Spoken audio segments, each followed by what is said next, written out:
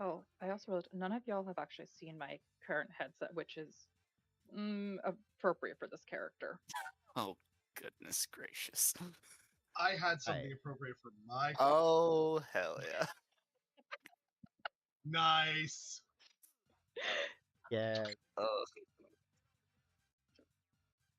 I'm very happy with it.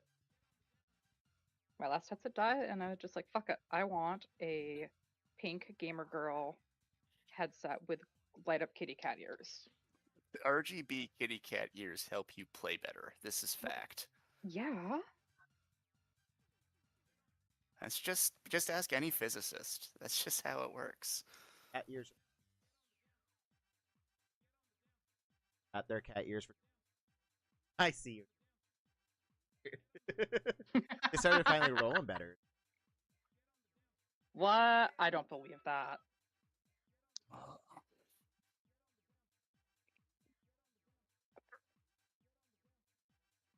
It's not just a one last big stretchy and check my water bottle concentration, and it seems like we'll be good.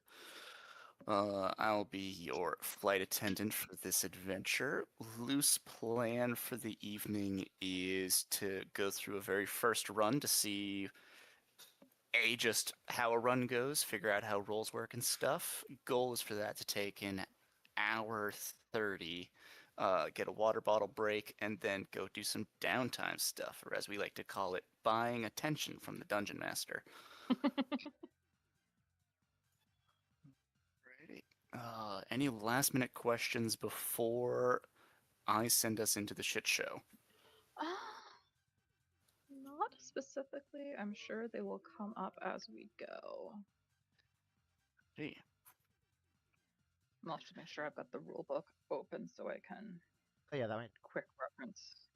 I have 4 tabs open, including the physical book next to me for the funniest things. I have 4 Because mod. that's a lot of monitors. Like one of them is handling cat for TikTok, bitch. Well, all those streams. The other 2 are dealing with. Oh yeah. When's Twitch gonna snipe you for exclusivity? Hey, I got one. Hell yeah. Alrighty. Hey, DJ's chat. Oh. I lied. There was one more big stretchy.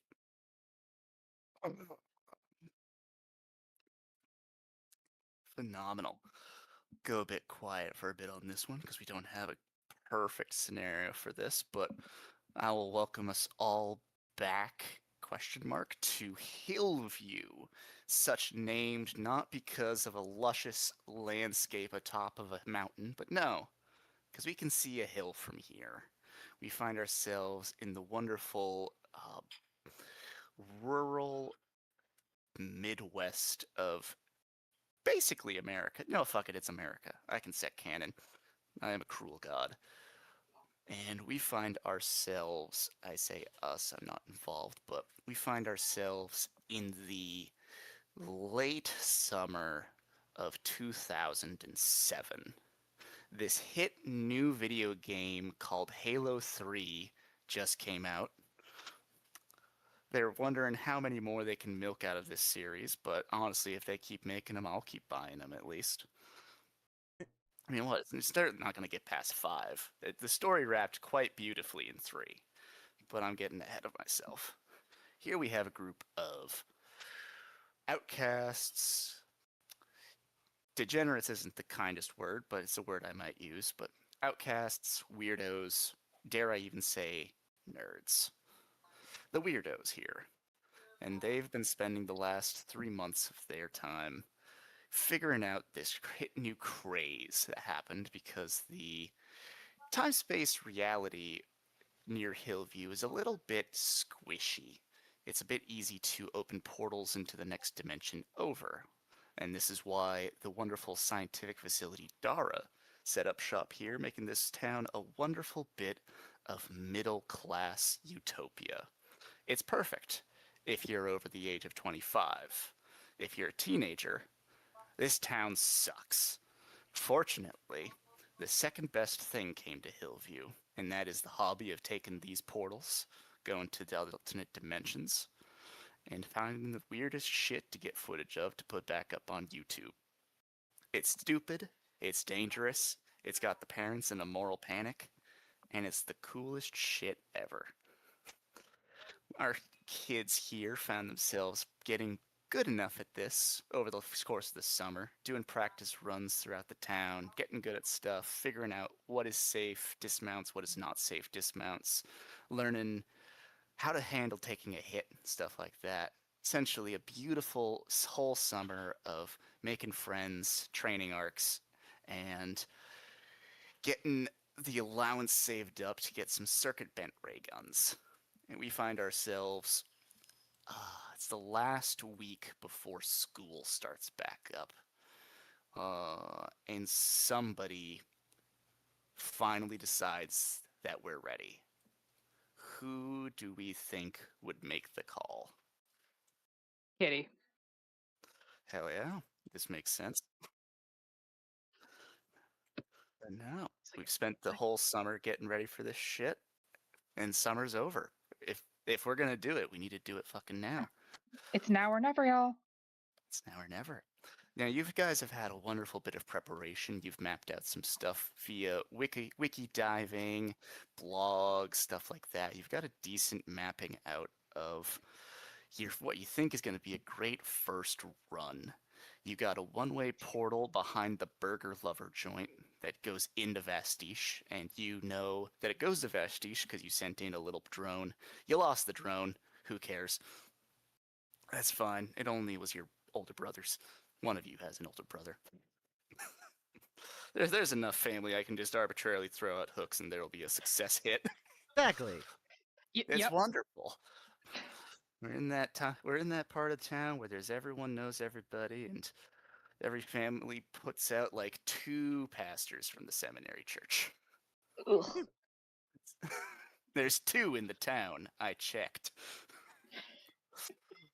And sure enough, there's a one-way portal that goes into Vastiche, and due to a friend who knew a friend who knew the Lazy Bunnies, you know that there is a second portal underneath a big old suspension bridge that should pop you right back out into Hillview as everything intended. So we're going to find ourselves setting scene. The 3 of y'all decked out to the nines, staring at this one-way portal behind the Burger Lover. It's a weird chain that's kind of spread out throughout most of the Midwest. It was really big excitement when it showed up 5 years ago or so. And it's got a big old light up sign that just has BGR LVR on it. And we find our heroes hanging out in the alleyway behind the joint, looking at this one-way portal. This weird, about half the size of a door, so you'll have to crawl through it pretty quickly, but a nice circle of black. Because it's a one-way portal, light doesn't come through to this way, and so light's going in but never coming back out. You know it goes to Vastiche. Past that, who the fuck knows what's on the other side of this? Content. Oh, That's yeah. what's on the other side. Right. We ready? Oh, damn right. I get our whole adventure. Let's do this. All right. I would ask a somewhat obvious question, but I think we know the answer of who's going to take that first jump. Right. YOLO, see you on the other side. Don't be slow. And Kitty is just going to take her sport and, like, oh god, I don't know skateboard terms. But, like, I will direct you to the rules tab, which is the far right on the character sheet. It has a whole fucking list of just various board tricks, just so you can pull one out of your ass for these moments exactly. hell yeah. Because she's basically just going to throw the board down, jump on it, and then just crouch down and zip on through this thing. And assuming that DJ and Clive are going to follow along. If they don't, figure it out. we'll figure it. We're Just invincible. We'll never die. holding up. All right, you're next. All right, see you on the other side. And Clive, because Clive has his board is a wave board, so it's almost as tall as long as he is tall. So he actually just jumps through the portal rather than trying to go use the board. Hell yeah. Hey, Pleasant. I don't that escape. I'm a free, so I just Hell yeah. Yeah. And we're going to steal one little bit of what I find enjoyable from Blades in the Dark. And we're just going to set the vibe with a true, just random die roll to see what the conditions are on the other side. A 3 is what we would call a failure, which is okay. We planned for this, but it's always fun to think about possibilities. There is a brief moment of disconnect, shall we say, as information doesn't travel through the portal. So as things go through, you just kind of lose connection with them. But it's a brief jump through. You make sure not to pass out. And the three of you find yourselves looking at the beautiful, irradiated desert wasteland landscape of Vastiche. Unfortunately, you're looking at it from about 200 feet in the air. Wonderfully, nobody ever said portals had to be on the ground, and while that makes sense for ingress portals, we run into our very first problem of this campaign, which is that our brave heroes are about 200 feet above a nice desert landscape with a little bit of a landing pad down underneath of light blue and a little bit of rust. And that'll introduce us to our very first problem. What we have here is, for like we said during session 0, this is effectively a clock from Blades in the Dark. This is a 5-long clock, with the goal being successful die rolls will progress us through this. For example, oh, I almost did it right. Yeah, well. Actually, that would have worked perfectly. I just needed to believe myself more. I do have an idea.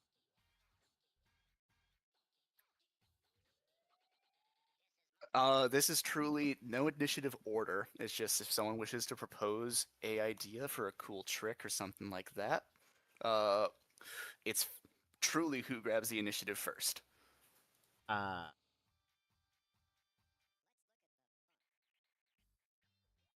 backpack. Pull out a bounce house and throw it down for us to land on. Oh, that's fucking funny. Alrighty. So at this point, I will ask for.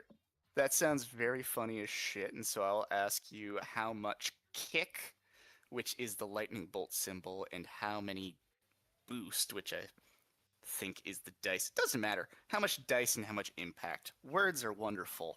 You'd like to toss at this. General thing I'll say, just because this is a first session. You all have various ways in which your attitude refills. So if you're sitting on a blank sheet, you're wasting some opportunity there. It's there to be burned. Fucking burn it, is what I'll say. Mine says And mark. I will use one. Yeah, let me head to your thing. Oh yeah. So yeah, in terms of adding dice, adds more dice to the roll, and kick adds more success. So by base, we would only add one check mark to this, but you can add more by adding lightning bolts, as well as anyone else can add to this roll. They can add their dice or their kick from their gear, as long as they can think of a way to, in universe, help with what this setup is, which is us dramatically landing in a bouncy house at the bottom of this. I am as I'm pulling.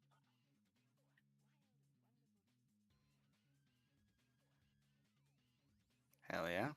Burning a boost for a die and burning a kick for an additional benefit. So currently you're rolling 2d6, and if you succeed, we'll be progressing down twice. Does anyone else wish to toss more resources at this? I'll throw a kick at it. Hell, yeah. And I just which I remain the right one. Yes, that's correct. So, yeah, I'm gonna basically, as the thing is starting to spin off, hit it, try and like knock it so that it's going to open correctly and inflate on its way down. Yeah, hit it with a cool whirlwind kick as it goes down, kind of shit. Yeah, exactly. Yeah. Matching, I All right, so Yeah, kind of exactly that. hell yeah. So our last little bits that I'll ask before we send a boost to kick is if anyone would like to take a dare, effectively giving me a little bit of wiggle room either in taking some trouble or introducing extra problems in order to get additional d6 or kick. I'll take a dare for a d6. Hell yeah. Boom. Hell yeah. So the three of you all set up for this wonderful little landing into the desert wasteland. And somewhere in the back of Clive's mind, he knows that there is a little bit something special about this. Like, if you're still in Hillview, you can get home in 10 minutes. You can't get home in 10 minutes here. And while that is certainly in some ways a concerning thought, this is where the freedom is, I suppose. Alrighty. Now, DJ, would you kindly roll for me in the rolls channel a 3d6? Nope, you had it right, because we added 2... I'm running inventory. It was 3d6. Either way, the last one was the 2, so that is going to be a success with penalty, which is to say there will either be a slam or there will be trouble. I'm going to introduce... Well, before I introduce anything, let's add those check marks. Because it was 2 kick total added. Let me check the actual maths. A kick from the gear and a kick from Kitty means that is a total of 3 check marks headed towards Splat.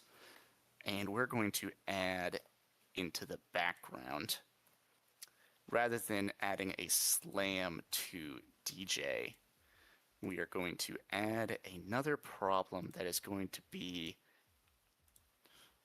building in the background, shall we say. Curfew. And that is 1/6 of the way filled. Literally no idea what will happen when this fills. Perhaps some disaster will be waiting for someone when they get home. Either way, we return to the... let me do some narration on that. But the 3 of you get into action. Your first 200-foot fall, nothing too serious. The ground below you, the bouncy castle seems to be set up perfectly. You don't think much would go wrong if you were to land on it as is, but currently you are still in free fall. And so I'd say that we're still 2 successes, or at least 2 pips of success away from a safe landing on the ground. Who would like to check take... it. Oh, fuck. All right. I fucking love this game already. Jesus fucking Christ. So this is where I'll take a fun time to mention that additional kick added to tricks also generates additional style. ooh. All right. Okay. So, I'm gonna try and I'm gonna do a. So you said we're in free fall, right? Yeah. Okay. Still cool. got about a good 100 feet towards the ground, and Oh, there's a hell yeah. wonderful nature of You don't want to slow down before you hit that. So that means there's plenty of time to do to do a backflip I'd say certainly so. and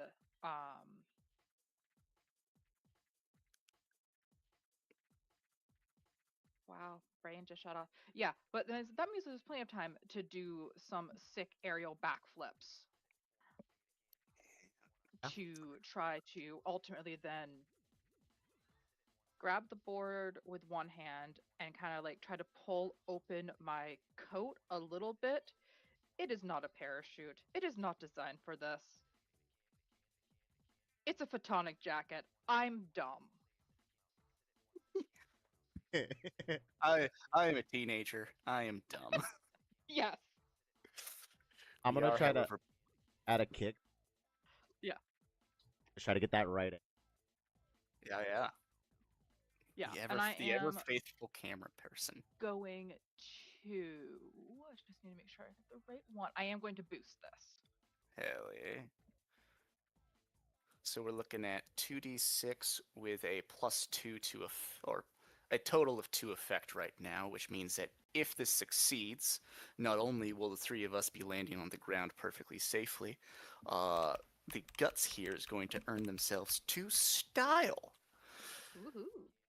Now, of course, we're bulletproof, right? Yeah.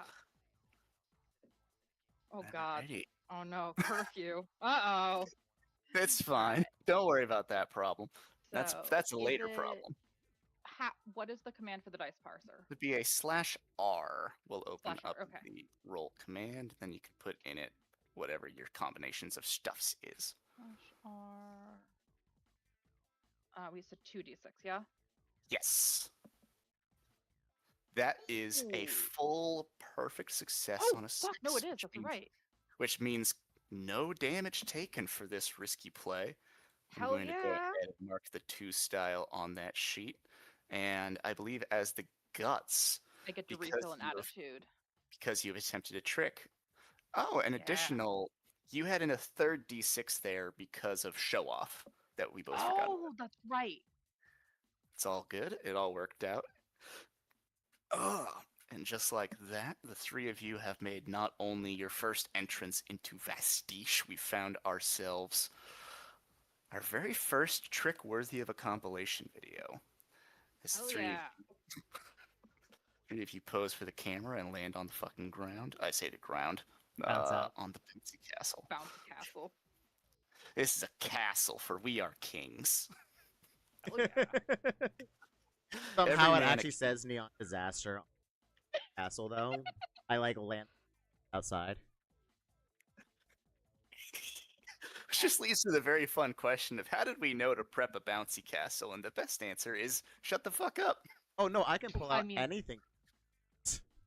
Yeah. Look, Even an clearly alien this life is- form. Look. There was clearly the party rental place in town was going to get rid of this, and because it's not the style anymore. But you know what? Fucking spray paint that and patch that shit up. Yeah, you can get some leftover tossable stuffs. Oh, this is where I have to think. Surely there's like Martin style stores outside of New England. I Oh, just don't know goodness, what yes. they'd be called.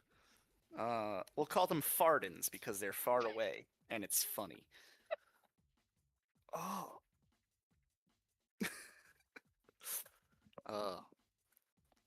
It's like the fucking dinosaur that just stuck in the Brewer Martins for 5 fucking years. No one wanted to buy a story tall dinosaur statue, and so it rotted there.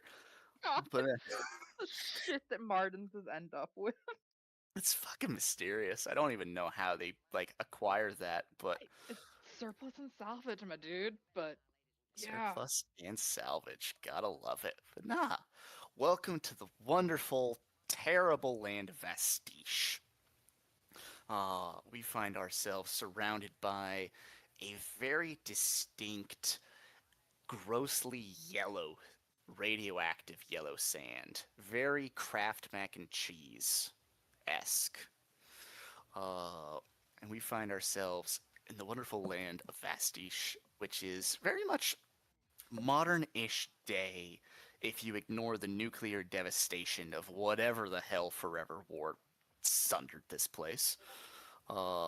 In the distance and underneath you, let's describe the scene of where this portal lands you at. Underneath your feet, as the bouncy castle takes a brunt of the force and just kind of deflates quite a bit and just kind of starts shifting off into the sands from the wind. Underneath you, you see that the light blue platform that you landed on looks to be the very, very tippy top of a water tower that's been buried under feet of sand. Now, to the east of where you guys have landed, according to the sun, assuming the sun works the same way, but there's no reason why it shouldn't, you see a massive, massive city structure filled with skyscrapers, maybe like the top head of like a big old statue, a very downtown New York vibe.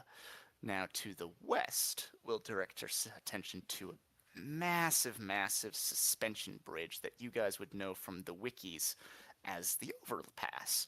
This is a massive place where teens and such gather for weeknight parties, curfew busters, stuff like that. And you know that in the end, that's where your portal's going to be. The portal out specifically. And now I'll direct your guys' attention to the north to introduce not much a problem in the sense of gonna make a clock for it, but very much a problem in the sense of Vastiche is radioactive as shit. And you guys have rebreather masks to keep you guys safe from most of the radiation. But what you guys are wearing right now isn't fit to protect you from a rad storm, shall we call it. You remember Mad Max Fury Road? Oh, Mhm. yes. Very much Oh, one no. of those is coming directly at your guys' ass. You guys have a couple of minutes, depending on how fast you're getting, to head in a direction. I'd advise you do it quickly. Just to give full informed consent on the things, you could either head towards the cityscape, head towards the overpass, or it looks like there used to be an old hatch on top of this water tower.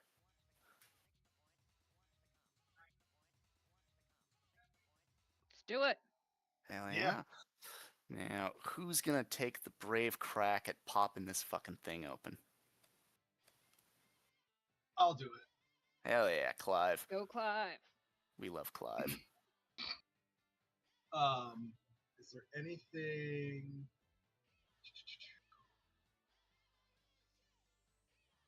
You know what? I'm going to argue because under attitude, I think Clive has helped his dad out in the garage, like prying and lifting heavy shit because his dad's a car mechanic so Oh, yeah. often that like.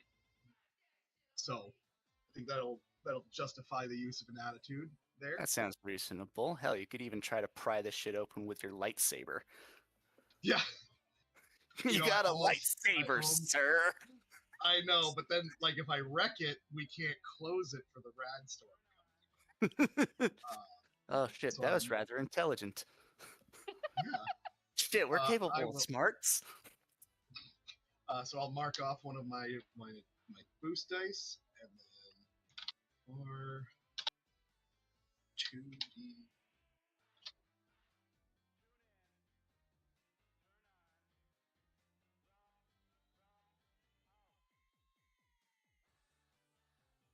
Yeah.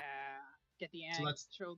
That's double 5s, sir. That is I double rolled- fives, which is success with a consequence. Now, Garrett, my good friend, you are about to take a slam. Unless to you'd me, like I got- to say no and take some trouble instead. Hell no. Give me that slam. I got 3 boxes for a reason. I Fair got enough. 3 And, boxes. and you and you get a style every time you take a slam.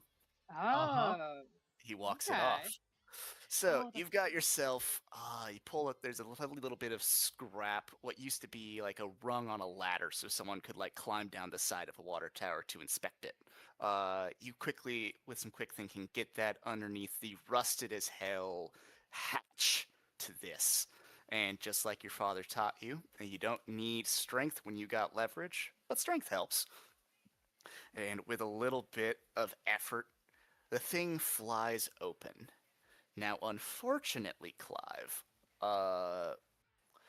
you didn't quite plan for the thing to open that violently, that aggressively. You weren't braced for the thing to fly open. And the ladder rung is going to hit you square in the nads. Oh, all right, all right. So we're going to fill a slam with, ow, my dick. Epic fail. Oh, we can work with that content later. The wonderful magic of Slugblaster is there's always a camera pointed at everything. Oh, Mark off a style. hell yeah. Congratulations. Don't spend it all in one place. And so, oh, I forgot to update some things, but that's okay. It doesn't truly matter. But Splat is fully handled. This fourth. I say four as though I'm part of this. No, I just make the noise happen. We're gonna change from the fast music to the slow music because we found ourselves in the underwater level, or underground level. And just like in Mario, it's ever so slightly slower.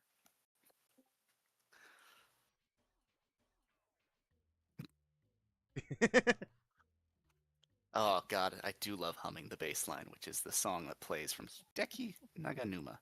Definitely say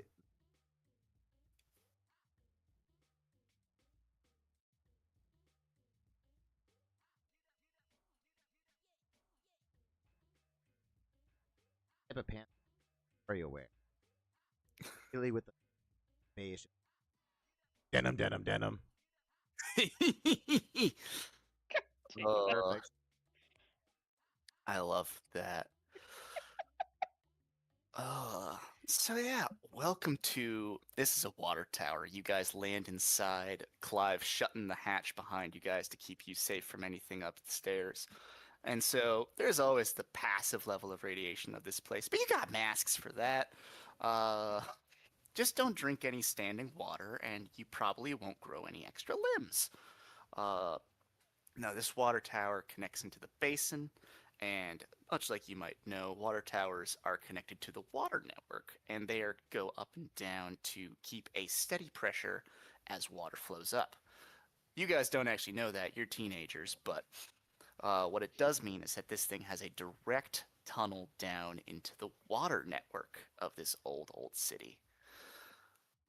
And then as you guys land down there, I will ask for a general skill check to either check the wikis, check any equipment that you guys brought, or just being damn smart about navigating this place that might not just show up on any old map. So everybody roll a d6. I'd ask one person to do a Okay. math. They can be helped, of course, but the standard skill check.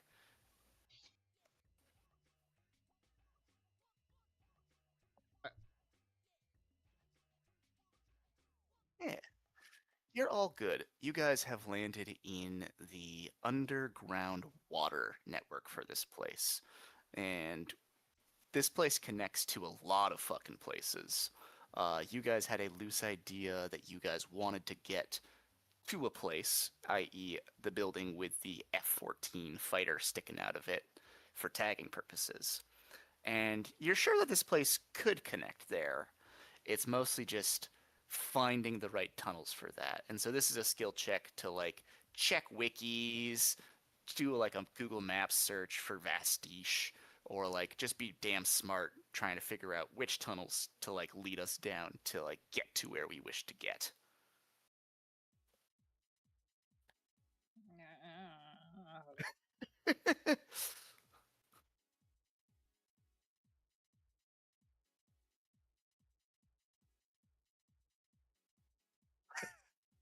And if not, it's certainly funny. But it does require a roll to pull. Mark a turb. I'll see if I can pull out a map. Hell yeah. Like abuse. Yeah, no, like this is why it's your signature thing. It's a thing that you go to first and foremost for like solving problems.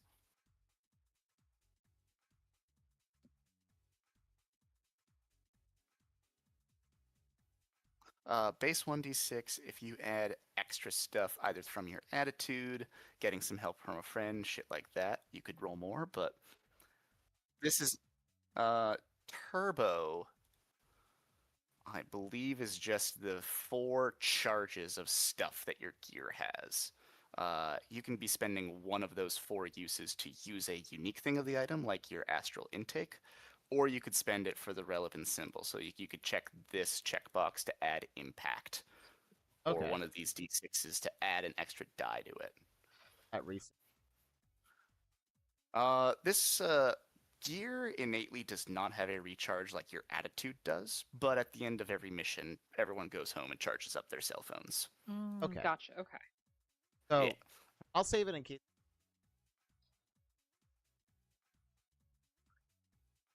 Yeah, you know where you're going, right? Yeah, I got the intuition.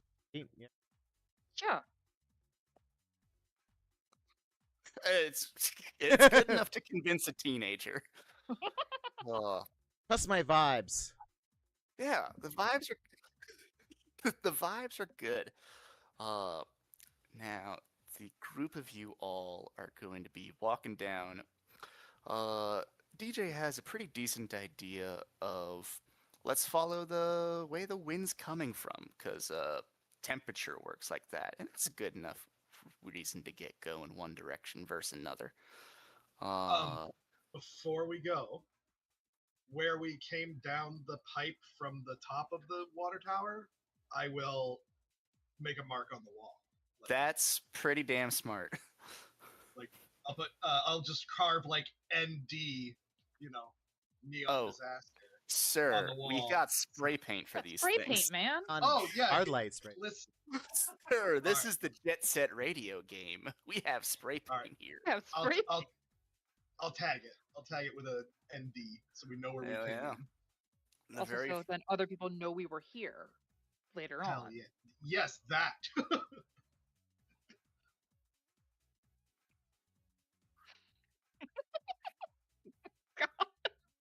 Gotta get those angles. Final. It's all about the angles. It's all about the angles. That's why you need the selfie stick. It's Green glow. very. Yes. Alrighty. Back of glow.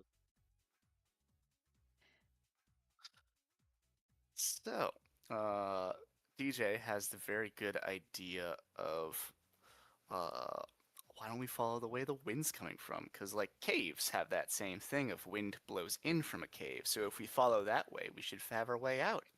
Yeah. That makes sense. That makes sense. And sure enough,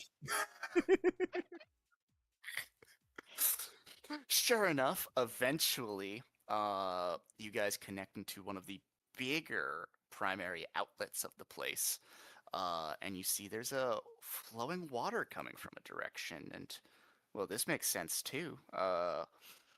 Why don't we keep following the water? Because that'll get to where the primary water thing is. Boom, civilization, right? Oh, the remnants of it. Yeah, remnants of it. There's nobody living here except for teenagers. This place mean- is incredibly abandoned, and most importantly, no longer commercially viable to any of the brands. I mean, let's be honest. There's probably some drifters who are like figured out how to live down here. The Wix could figure it out, though. The Wix. Actually, I did actually add the Wix to the prep document. This is sufficiently funny, but we find ourselves at the basin of like a big old stretch of water. So like this is like a central hub for like water intake to this place. Water streaming down from massive sewer mains that are connecting to this place. And you guys find yourselves at the bottom of this is a real deep shot, but the starting little stairway in Shadow of the Colossus with that giant spiral staircase that ends in a pretty tranquil, almost pristine water pool at the bottom. A bunch of beautiful natural sunlight coming through, and there is something truly fascinating in this water pile. Uh, you find in this little bit of water a dozen, maybe 2 dozen of a thing that you guys had heard about on the wiki. There's a bunch of these little thrumming egg sacs. You know these to be dreadfly larvae, and you know that these things are really hard to fucking find. And probably most importantly, would make a really good clip in the video. So, should I poke them with a stick, or is this a scoop them up like frog eggs situation? That's a good question. I wouldn't recommend touching it, but certainly getting a close up of you, like, fucking with one would be peak cinema, as they might say. The kids these days. Yeah. Ugh.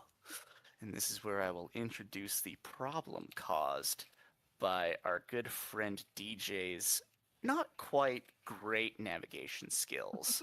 I followed But the you know what? You're absolutely right. You're right. My apologies. It was perfect. As Kitty's like getting close up to like get like a ear, like cat bunny ears behind her, like take a picture with one of the bigger eggs, as DJ assumedly is holding the camera. On the other side of the room, like a big shadow starts to loom, as outside of like one of the larger tunnel mains that connects to this place is about the size of a bear. You're looking at a fully grown parent dreadfly. And we're going to Oh shit. And at this point, I'm going to change the music because the vibe is certainly going to change a little bit. But this thing doesn't exactly love things fucking with its kids. And Believe three so? hooligans just showed up in its fucking house. All right, let me copy link to playlist. Play, bop, and then I'm going to shuffle and skip because the first one is too spooky.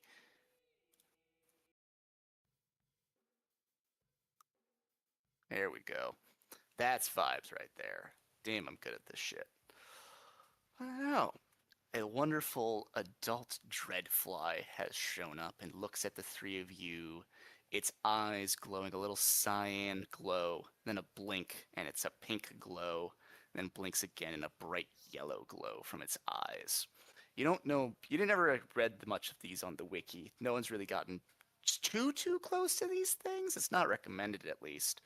But they got something about, they can see through timelines or some shit. But, now I'll present you all your new friend, Big Bug, shall we say. And I will ask the age-old problem with any form of big spooky monster. Are we in a fight or flight? Um, I think it'd be. Hey guys, slowly reach.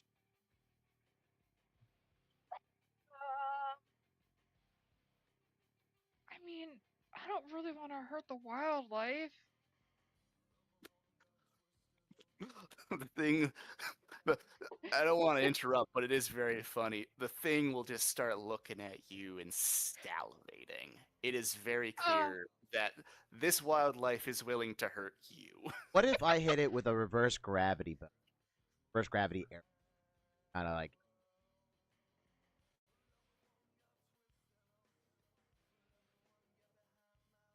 Oh, yeah, no. This is wildlife that wants to hurt us. So, can we? Not kill it, Cla- but get a good shot as we're getting around by it out of here? I don't know.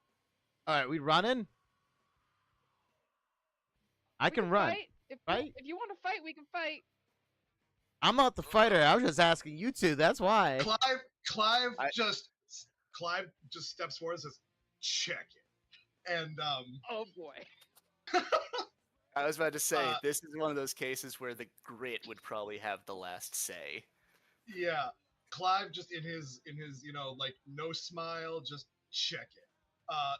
Throws down his board and starts basically hoverboarding at the bug, and he pulls out of his bag.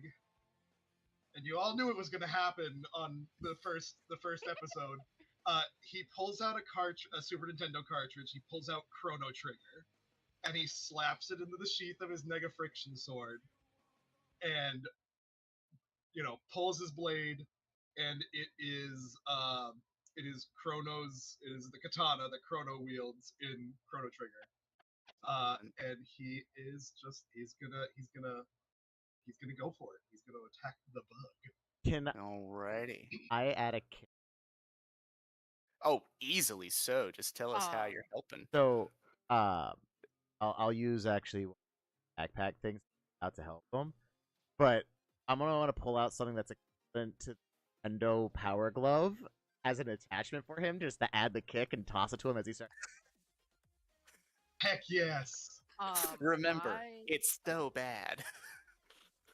so I want to add a boost to him. Hell yeah. And I'm going to use my item here as well. I'm going to use the phototonic jacket and Hell just yeah. basically set the lights and colors going like this is a fucking disco roller rink rave. Ah. SpongeBob, I think I know where we're called worm bait.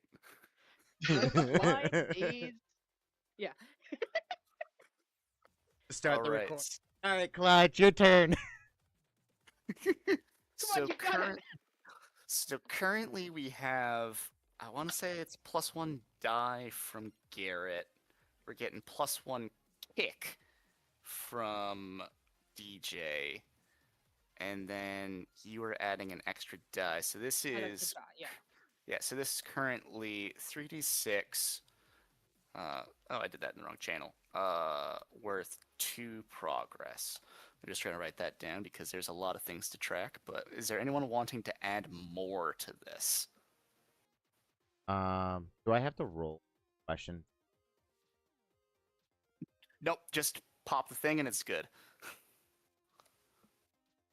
Yeah, this is held under the confines of using it to help. So like you're not trying to use the like fancy nature of the astral intake. You're trying to use a base voidware backpack function, and you're using the help to give it the boost. All right. All right. And so I this- mark one dice off on my Mega Friction sword. Alrighty. I think that's. Let me see. That from that, that from that, and that from that. I think it's currently 3d6 with a 2 doses of progress. If no one else is wanting to take a trouble for a dare or add anything more, I think Garrett is good to roll this shit. All right. Oh no! Oh, no. Oh no! No.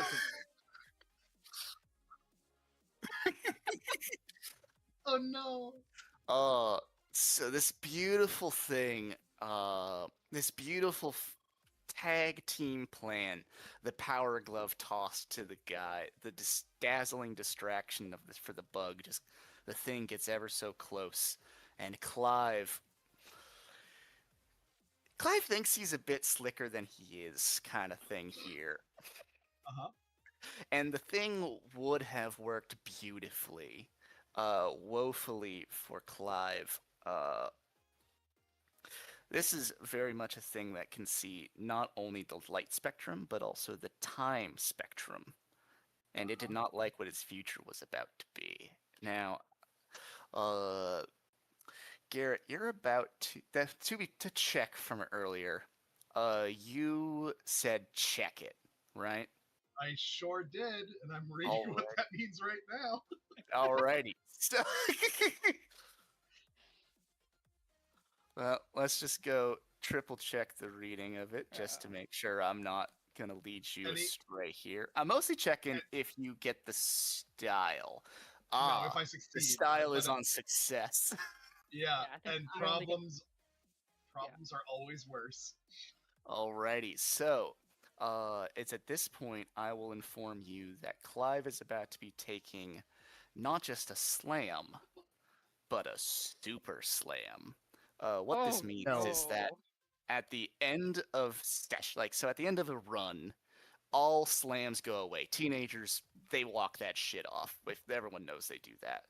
A super slam, you only clear the word super. So if you had super concussed, you would Super just go ow to my being dick. concussed.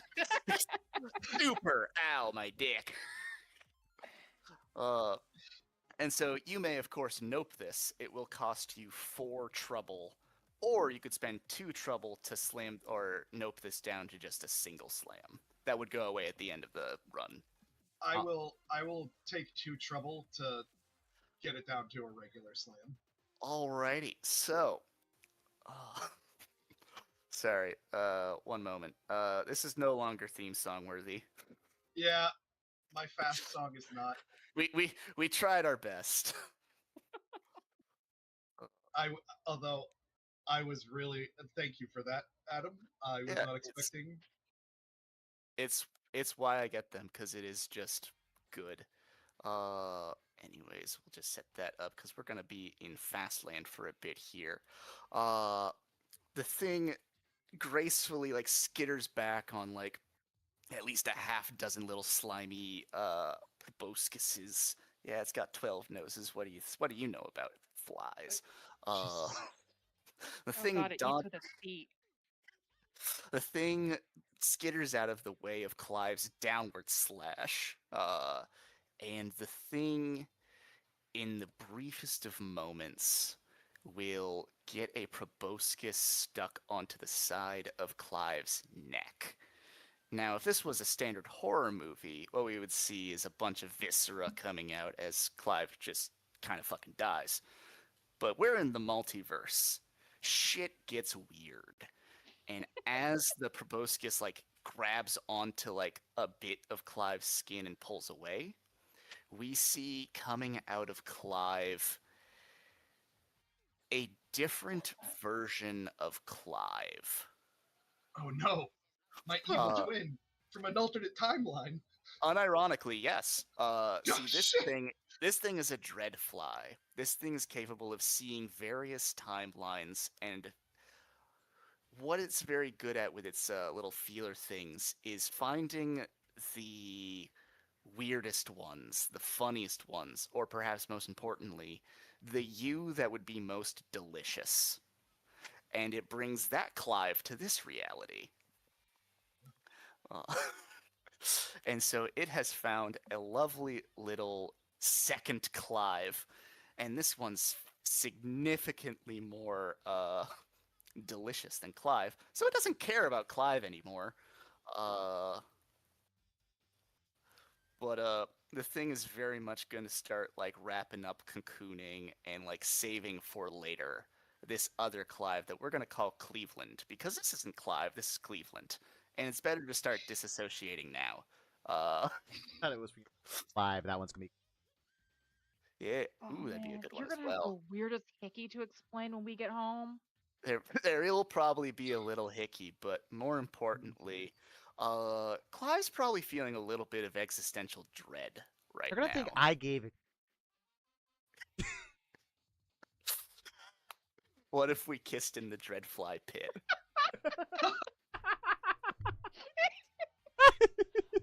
I'm I'm just kidding, guys.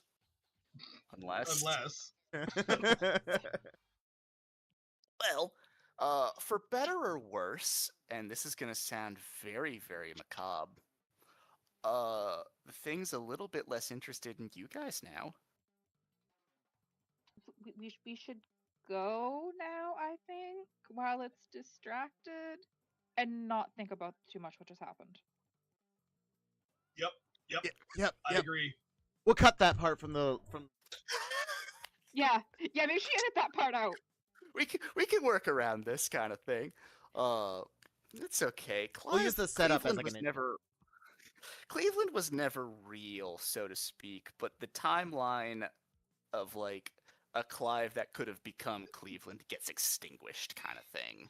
No one really dies, but like the ghost of the Cleveland that could have been. So like I remember like years ago when I tried to explain that the Wolf Lord ate the soul of a guy's soul by like just ripping the soul out of the guy's neck. That's very much what's happening here with Cleveland. What? I'd love to explain it past that, but if that didn't do it. That's a whole no. I do understand this. I am more confused about the Wolf Lord. It was the Wolf Lord. He ate a guy's soul. It was awesome. Then he ate the soul's soul. This is years of Mistwood shit, so Oh. we're gonna disregard. Oh no, I do remember this now. So yeah, this Dreadfly just yoinked out of Clive an alternate reality where he was 5 times more delicious than this boring guy. Fortunately for you, it seems that you've gotten some distance on the thing, and it might be time to motor gang. Yeah, I am. Yeah, Kitty's all down for. Okay, so let's move. Let's move before the wildlife gets up close and friendly again. Yep. Hell yeah. Oh, let's see. Get out of the sewer.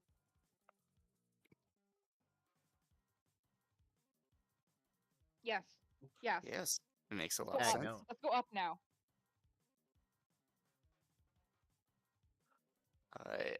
I'm Leave going to I'm gonna rot in hell for this, but we've made progress on the big bug track. There's a big bug track. Yeah, the big bug track. It's now full with 3 whole letters. Oh, fed. I'm gonna rot in hell, but that's really funny to me. Clive just flips up the collar of his denim jacket, like just to cover his neck while they're hoverboarding along. I just bring out something. I'm just running next. Oh yeah. Thanks, DJ. Other things while we figure out who'd like to make the next roll is Garrett. You took a slam, so you get a style, which you already did, as well as your attitude lets you refill, aka empty this checkbox because you just failed an action. Because when the going gets tough, the grit stays going. Hey, all right. I'm gonna pick a direction now because we're getting up out of the sewers. That is the direction I am picking, is up. Perfect. There in the basin here, there's that beautiful spiral staircase that seems to be going towards sunlight. That sounds great. Alrighty. Let's go up. Let's go up there. Unfortunately, Up you is can't real grind up, but you know. Where to go but up? Well, so Yeah. here's the magic that is hoverboards. You can always add thrust. We got rockets on our feet, Carrie. That's true.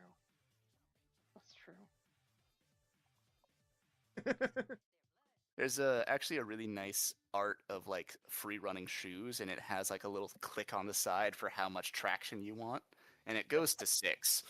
We're in 6 territory. I once heard of the myth 7, but like very yeah. special limited edition Wilkie shoes probably do, but like we're not fancy enough for those yet. We got the basics. They're probably Skechers branded somehow. I heard a guy went to 9 and died. never a guy went to 9 and sprinted, and he went to the other place. Like he showed up at the other end, but there was an evil twin of him left where he jumped from. think I met him.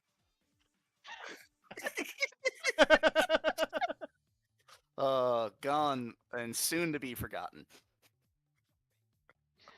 All right, who'd like to lead the way out of this hellhole? Sure, I'll lead it since I said we're going up. Hell yeah, we like up.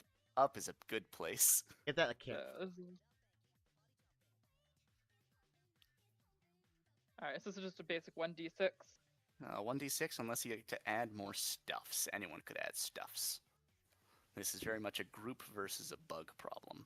And hell, the crew itself, like, on the crew sheet, there is just some base boost and kick available if all else runs out, because you guys just have the hype of, like, this is your first job, your first run.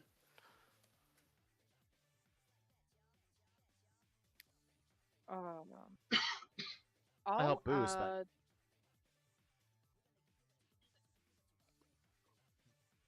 The thing that probably makes most sense for DJ, and this sounds very vain, but it's very much the vibe of this game, is just making sure that fucking bug stays in frame. Yeah. I'll keep it on camera. Get in front of me. Walking back. Alright, we're up. We're good. Walking backwards up the Beautiful stairs. So footage. don't roll back, because I'm the first one there, apparently. Do I want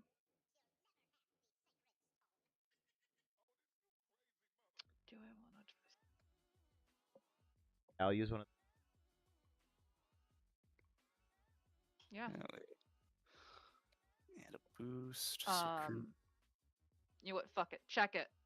Oh, if we checking it, which will give you the extra d6 that we definitely remembered earlier. Yes.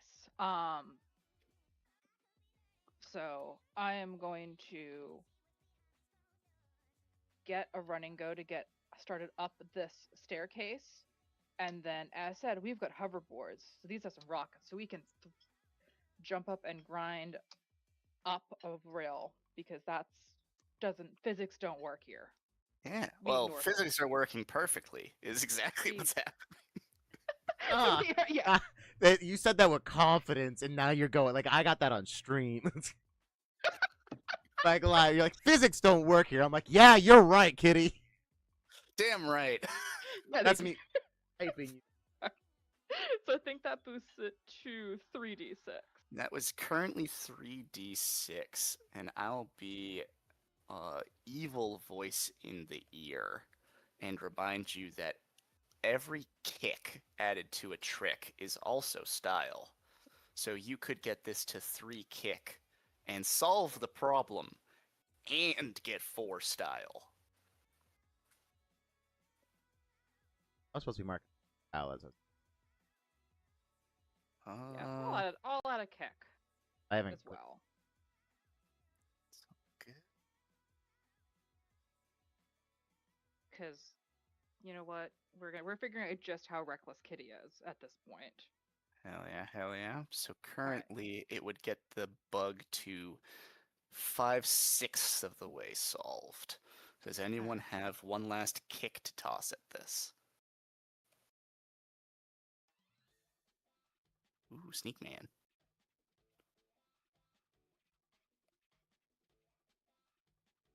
Like, I'm happy to roll it as is. It's just a glorious I'll roll potential story moment here. I. So it's...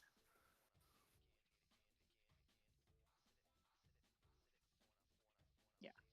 All right. Well, you got all these ones over here. Oh, fine. I'll do that and just maybe I have a can of bug spray. Yeah, makes perfect sense. Just All right. Yeah. But All no, right. this is very much DJ is running support, making sure the bug's in camera, making sure that Kitty has a perfect amount of runway. DJ is setting the stage so that all Kitty has to do is what she's good at. And that makes perfect sense and sounds cool as shit. So this is 3d6, we take the highest, and of course, with 3 kick, actually 2 kick, maths, on a success, this will be 3 style for Kitty. All right. Send it. That Oh. is success. All right. Wow. That's horrifying. Uh, I'm going to do a thing real quick because I was really good at this. Moment. Carrie, you sent two of these to me. Which one was the fast one?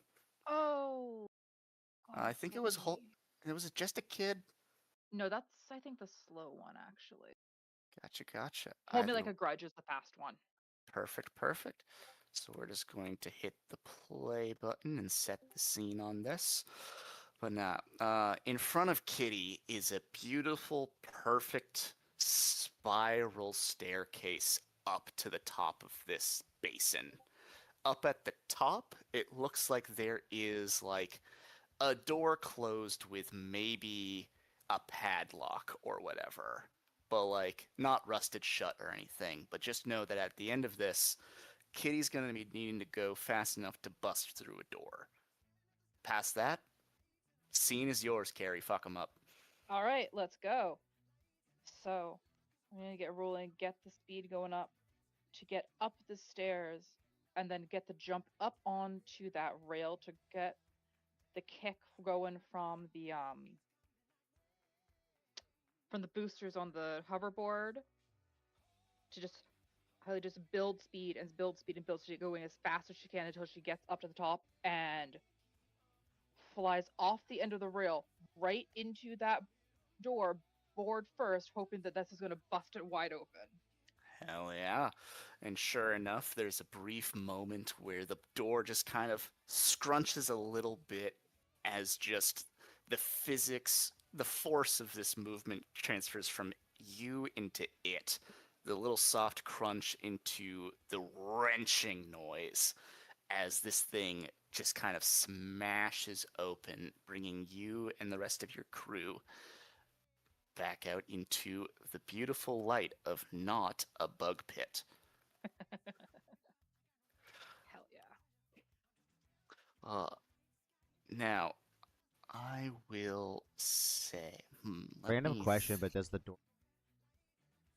Oh, easily so. All right, I throw it in my backpack. You never know when you're gonna need a door. All right. You never know when you need a steel door. Fair Put Exactly. it in the Fair fucking enough. backpack. Put it in the fucking Alright. backpack. So All right, I'm gonna Gary, just please double mark check. 3 style for your thing. Hell yeah. And then, because you succeeded a trick, you refill 1 attitude slot. And because DJ helped you succeed on an action, they refill an attitude slot. Hell yeah. Yeah, the one you just spent is Yeah. literally free. It's money on the ground. Oh, no. Welcome back to the light of game. Welcome to the light of day, gamers. And we find ourselves pretty well secured and the base of a beautiful city, almost like Times Square vibes, but no, that's a block away or so. This is still kind of industrial era, but sure enough, a block or two away, you guys see the prize of your mission. There's this beautiful B-52 bomber stuck into the side of a massive skyscraper that some years ago dropped some bomb or whatever, committed some war crime. Who cares about that? It's tall up, it's very noticeable. And that's what we're here for. And then I need to find the slow playlist because we're in a bit of a chill out zone. But as you guys walk up, skate to like the base of it and have a nice little bit of walking up the stairs. Clive, I'll just ask Clive 2 questions. Mostly just in terms of like character dynamics and stuff. Firstly, uh, you know from like the wikis and stuff that Cleveland wasn't actually like a real person, just like kind of a time clone made by the bug. But how does Clive feel about leaving Cleveland behind? I think Clive is. I think Clive is shook. Clive is like, what the fuck just got ripped out of me, man? Like, That's very I saw reasonable. myself. I saw myself getting bundled up in a cocoon by a fly thing. Yeah, he's shook. He is shooketh. It's very reasonable. Two questions then. The second one will be, Clive, said with love, you tried really, really hard to be really, really cool. And while Really, it really wasn't- failed. there's some truth to that. And got so far. far. You just saw Kitty being really, really cool, trying really, really hard, and succeeding. Kitty's the leader, so yeah, It sense. makes some sense there. Yeah. I suppose this is mostly just a question in terms of just things. You're happy for Kitty, I'm reckoning. Yes. Like that was a sick move. Oh yeah. Oh, hands down. Got like 3 views. Holy shit! Fuck Anyway. yeah! Single digits. Yeah! Yeah! Got a movement. The first 3 will get the next 3, will get the next 3. It's just maths. Exactly. One last little question. Clive is shook. Does he show that? Nah. He's cool as a cucumber. Hell yeah. Now, if only there was someone here with Intuition. intuition.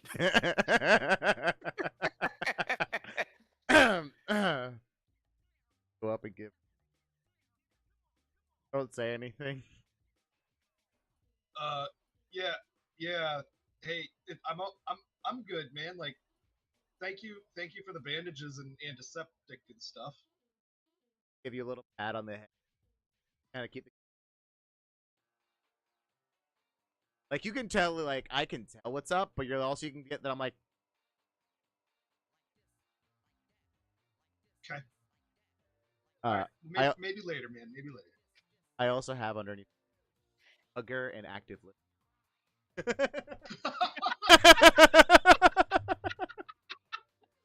We have an emotionally intelligent teenager in the crew, and I love it. Excellent. Yeah, because Kitty is just the highly caffeinated hot mess. So Happening. Hell yeah. With Nice. that fun little scene there, we gonna land ourselves on, let's say, the 50th floor of this thing, merged with the 51st floor of this building, and we see ourselves the beautiful wreckage of this F-14 fighter jet thing. Sorry, Sophie's asking for. I don't know. Hi, Sophie. And this is a beautiful place that took a bitch and a half to get to. That can see this place from miles around in the city. Though there is one smidge of a problem. Fucking Null Range is here.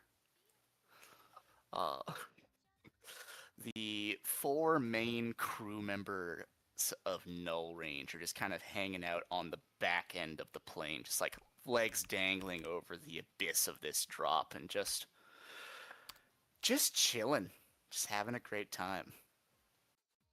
Bastards. Bastard.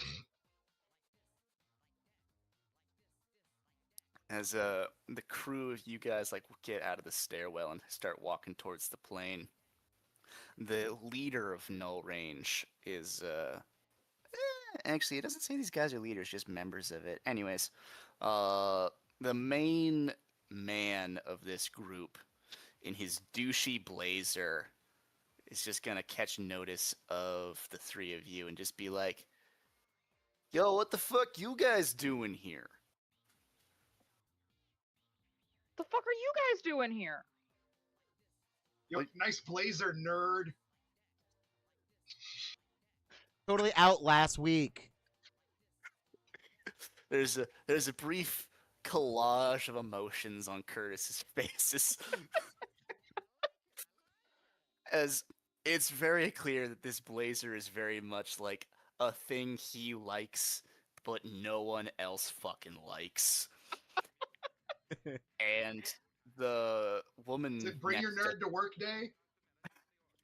the girl next to him, Delaney, from the internet, chewing on bubble gum, just like hides a snicker of just like, oh, you guys, like, oh boy, and Curtis is gonna get up and just tell the other guys there, you've met Delaney. The other two people there are Harv. Special notes about Harv are weird and dirty. Weird Ew. and Weird, Ew. comma, dirty. End of Ew. description. Ew. Are we talking physical dirty or mind in the gutter dirty or both? My mind goes to Pigpen. My mind did also go to Pigpen initially, so And of course, at the end is Rick. Everyone loves Rick. He's pretty okay. Delaney is a bit of like a gossip girl, very sarcastic, very cruel if you were kind of on her wrong side in high school. But very much your main problem here is going to be Curtis and that douchey blazer. 3 bullet points for Curtis are foul-mouthed, douchey blazer, messed up home life. So as you guys made fun of this douchey blazer wearing douchey blazer, he's gonna stand up and he's gonna like kick his skateboard into his hand and he's gonna be like, I'll handle this, guys. He's gonna like walk up the length of the F-14 fighter, jump off it, land with a bit of a thud, and be like, yo, we're hanging out here. You're not welcome here. So either get the fuck out or get the fuck out. I don't care what you do, so long as you get the fuck out. said he had a troublesome home. Yes, messed up home life. That is the third. That is the third note on his character sheet. But I picked that up with intuition vibes. You definitely know that this is an outsized reaction for having your blazer made fun of. Kitty has just rolled her eyes at this guy.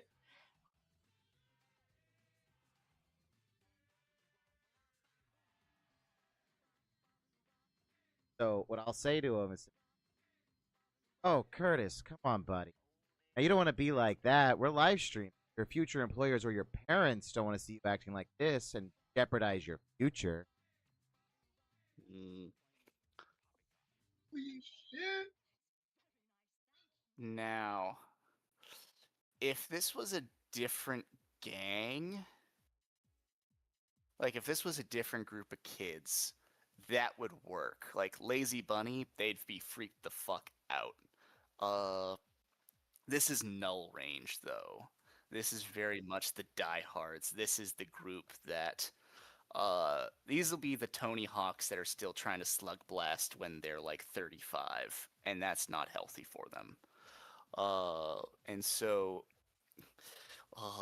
things have certainly escalated, though with that current approach, a die roll is not asked for because there is no chance of success. I can add on. Yeah, go for it. Like, pivot it if you'd like, but... That says, but then That- again, you don't really care much about your hey. So how about we have a trick off? Ooh, I like this approach. No need to roll. Skate off, bitches. Let's do it. This is going to get Delaney to pull out. She's got a... she does like a little click on her left wrist. And a little droney boy kind of floats up and just kind of starts hovering around. And she's just like, all right, guys, Curtis and his big dumb mouth has gotten us into yet another skate-off with these guys. Don't really know who they are, but let's watch Curtis get his ass kicked. I just jump And into the it drone... like neon disaster. There are now at least 3 cameras pointed at this interaction. And yeah, so I suppose who would like to fuckle with the shuckle, which is to say Curtis. The gauntlet has been thrown. Actually, no. DJ, you threw the gauntlet. Let's have some fun. All right. Welcome to the consequences of your actions. All right.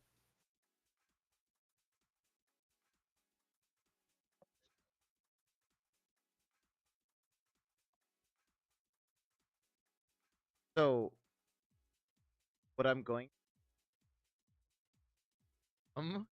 I'll use what I need to.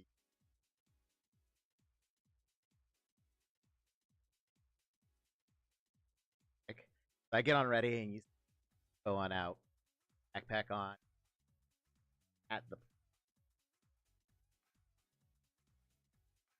uh,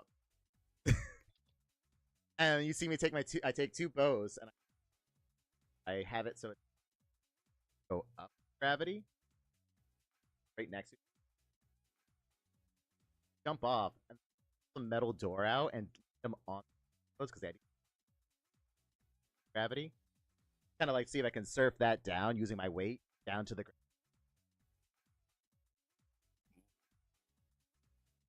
That is a really cool idea. I like that as a trick vibe of like trying to like get the. It's basically a rocket jump, but with actual physics behind it, right? This is actual physics. Yeah, with gravity. Exactly. And so I'll at this point ask, how much are you wanting to spend, and who's gonna help you set up for this? This can be emotional help as much as physical help. Clive will come forward and he says, "Hey, you deserve to be. You deserve someone else should hold the camera, man. Like this is all you. It's your time to shine." And he holds out his hand to take the camera. Just see that heart. Thank you. Hands you the camera. Got this. Like, Yeah, I'm gonna boost it Hell yeah. as well. So it's just like, come on, let's see you get up some speed. I know what you can do. all right.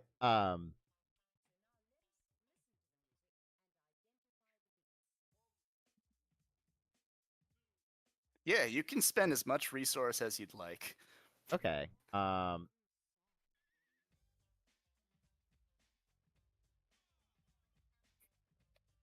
And So currently it's 2 boost, 1 kick. Garrett, would you like to add a boost, a kick, more, less? I'll add a boost. Hell yeah. I've allowed DJ to keep their hands free.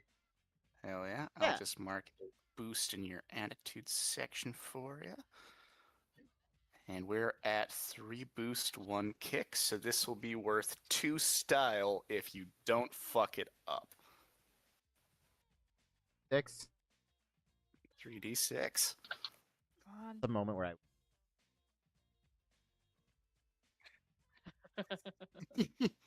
Oh yeah. Oh yeah. Oh yeah. Ooh. That's pretty good. Now this is where I'd play DJ's music, but DJ failed the homework assignment. And so we will point and laugh at them as the failure that they are. No. Nah, I kid. Alrighty. So sorry, just checking things and stuff. Alrighty. So, well, it's as DJ explained the thing. Gravity arrows set to reverse gravity shot them down as they ran off the platform. Looked like they're about to just fucking run off and jump to their death, and then slam out this giant slab of a metal door with a little bit of a dent in it, thanks to Kitty, but as the arrows just kind of curve back up towards the door, just kind of slam into the top of it, sinking into it a little bit, like some arrowhead sticking through the door or whatever, as DJ lands on the door with a thunk. And this is where I will... DJ, please feel free to go Mark II style for yourself, as this is... This is mostly for my curiosity. Let's see what the hell our good friend Curtis gets up to. Because there is success. It's mostly just a question of how wounded is Curtis's pride here. So I'm just going to roll 3d6 and see what the fuck happens. Ooh. Like a reverse roll. Additionally, DJ, you have succeeded on an action, so feel free to refill an attitude slot.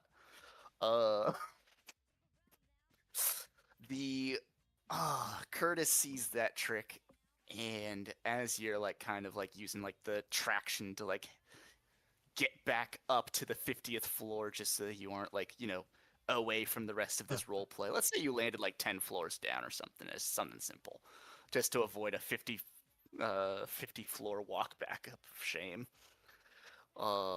Curtis just like, yeah, you ain't slick. I'll show you what slick is like. The man kicks off, really pissed off, but here's the problem. One should not slug blast under the influence of teenage hormones. The guy starts his trick off trying to do a grind on the F-14 fighter jet. Unfortunately for him, he misjudged the security of one of the flaps on the wings, and he does not get enough clearance to get past the thing. And he's gonna land sternum first into like the tail wing of the fighter jet.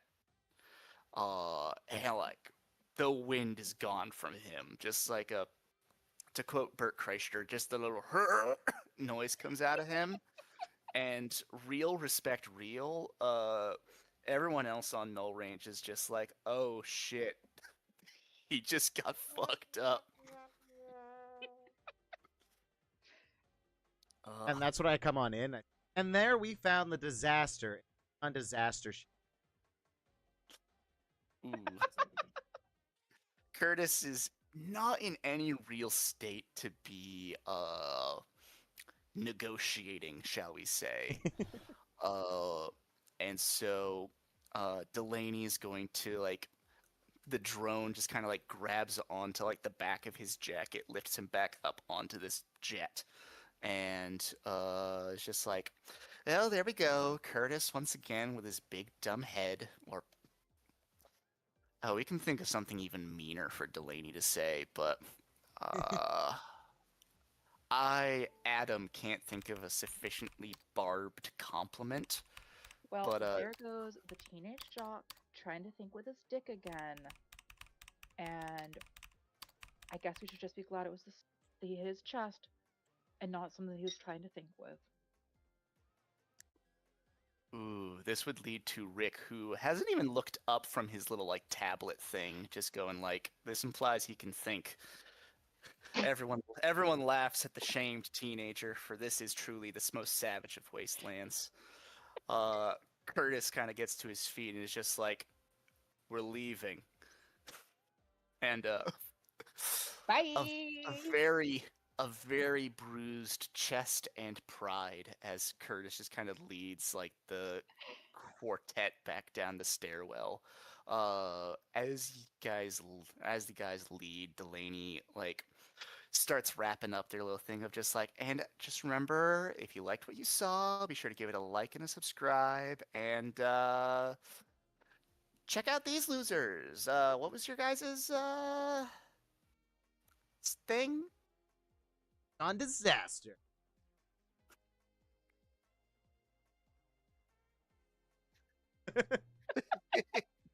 Yeah, go check out them or whatever. Okay, bye. The drone kind of does like a shoo as the thing just kind of lands back in her piece of gear. and the trio of you are left alone with an F-14 fighter jet. Hell yeah. Let's tag the shit out of this. Hell yeah, hell yeah. Now, at this point, I will say it looks like there are some pieces of this jet that are salvageable. If there's one thing that Vastiche is really good for, it's military grade scrap. And so, two questions are who does the tagging? Who does the bulk of it? Who holds the camera? Stuff like that. Like, this is our first time seeing a Neon Disaster tag. What's that look like? I made one. Yeah. Oof. I'll definitely try to get the tag because the art of tag. Yeah. Because it's like, really, this is, we gotta get up on whatever the highest point of it is. If that's the nose cone or the back end of the tail. Like, that's where you're gonna get up and tag all along that side of it. You could also like put Kurt like an outline tag around. Oh, brutal. Sorry, you give me an NPC to rip into, I will. Yeah, no, it's okay, it's okay. This is what he's here for.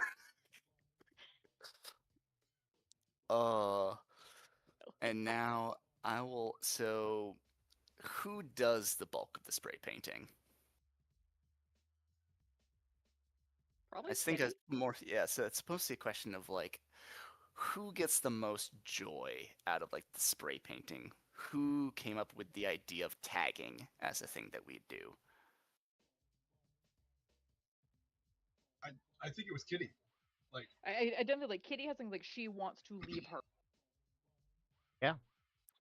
They're just the Hell yeah, hell yeah. I'm just looking around at stuff and verifying that things have worked out all hunky-dory good.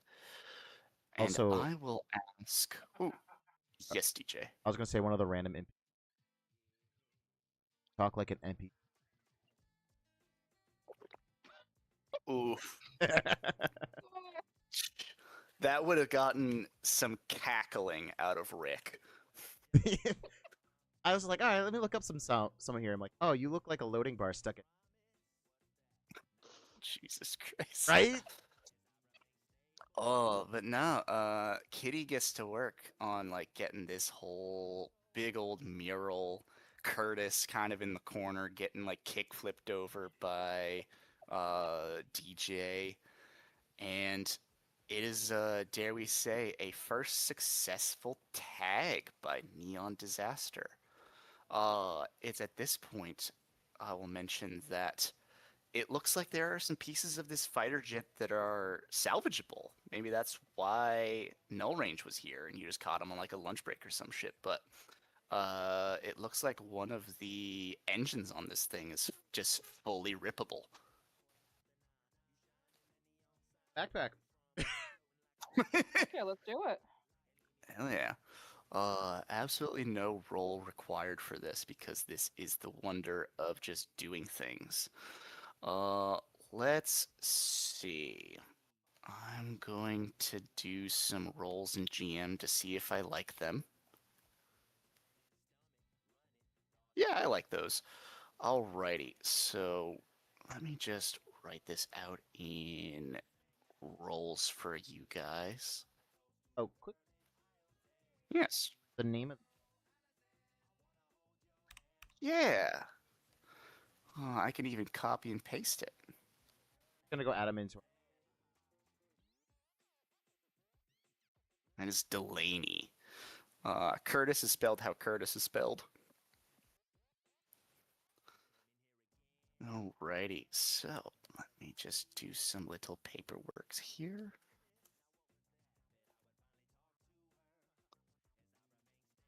Let's see.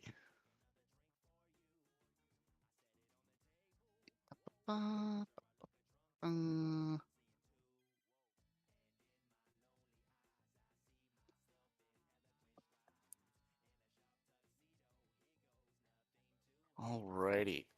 So, we're going to pull out of this wreckage here. One lens, 2 discs, and a coil as you just rip this engine out and stuff the whole thing effectively in your backpack. It takes like a few minutes of like hammering away at it and shit like that.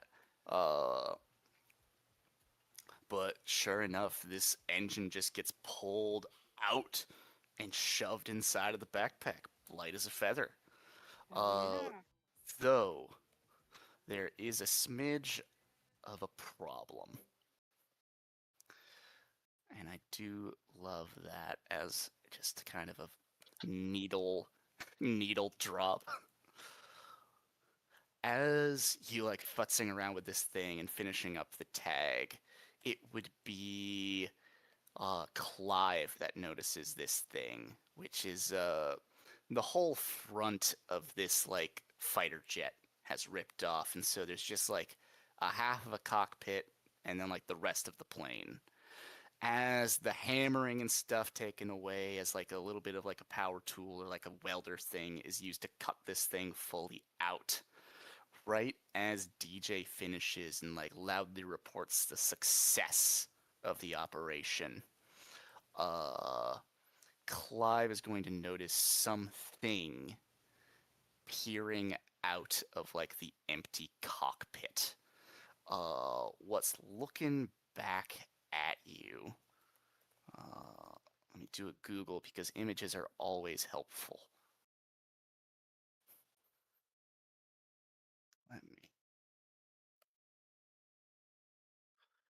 Let me just far too much work.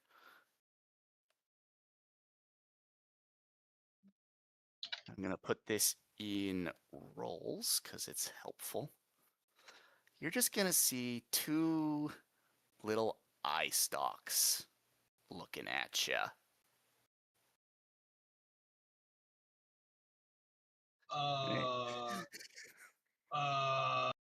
Hey, there, guys. There's something. There's something on the plane. Yeah, our tag. No, there's something in the plane. Like there are eyes in the plane. There's motherfucking snakes on this motherfucking plane. There's eyes in the plane. As in They're looking. right. They're looking at me, kitty. The eyes are looking at me. Eyes are they? They're on stalks. They're eyes on sticks. Ah, Like a slug? Katie's gonna be coming down towards this way to try and get an eye on. Clive is trying to see what it is that he's seeing. I'm just trying to get that Yeah. close up on it. And so as you like round the corner so you can see what Clive's looking at, the eye stalks kind of look at you, and then DJ rounds the corner and they look at DJ as well. And then a little bit of leg's gonna pop out, like a little crab leg, and a little crab leg. And then you guys, one of you read about this on a wiki somewhere. These things are all over the multiverse. You know how like hermit crabs are a thing in Earth? Yeah. Well, Null, which is the dimension that Earth lives on, is really fucking boring. And so the crabs only get like so big there. But that's not the case for the rest of the multiverse. And so this is the bigger cousin of a hermit crab. Except where hermit crabs hang out inside of little seashells, it seems that this thing has gotten really, really cozy in the back of a F-14 fighter jet. And the welding has the welding has woken this thing up. Oh. And we're gonna introduce a new problem to the problems channel. Oh shit. I realized what I said after the fact. They make shampoo for that. They make shampoo for that. They make shampoo for that. They make shampoo for a lot of things, but yeah, They that make is true. shampoo for a Here, lot of things. I've already quoted you once from this night, and that's I've got 3 boxes for a reason. All right, and now it's they've got shampoo for that. All right. 3 boxes. Alrighty. And so I will introduce our final problem of the night. This thing doesn't seem like it's really happy about the fact its house just got graffitied to hell and back. Then again, it doesn't really speak English, so maybe it doesn't even know, but it's time to go. Yeah. We should go. We should go. Alrighty. And now this is a very stupid question, but are you guys taking the stairs? Describe the scene for us again, Adam. Like, are we in a building? Like, what's the layout? Yeah. Are we on the roof, or is this like the plane This is crashed like- into the side of the building? Yeah, this is like the side of a building. So what happened is on like the left wall, there's like the stairwell that you guys came up into, this big-ish room that's kind of turned into a cave over time as more and more wind and erosion just kind of tore into the hole that this thing landed into. Inside of this big old cave-ish vibe, the fighter jets kind of landed, crashed, lodged itself. And so there is the stairwell to the left, and then to the right there is a pretty big opening that like the fighter jet sticks halfway out of, as well as just being pretty open to the world. Okay. Cool. And is the rad storm still going on outside? No, that seemed to have headed another way, fortunately for you guys. Is this building still at a mostly 90-degree angle, or is it like tilted enough that we could conceivably skate down the side of the outside of it? I appreciate you asking, as though any building in Vastiche was not a sufficient skating surface.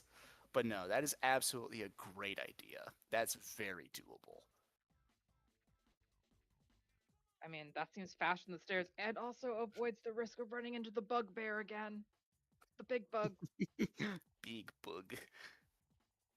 Alrighty. Additionally, on the horizon, it seems as though you guys can see that suspension bridge that you guys like saw on the way in, that you guys know that is where your exit is.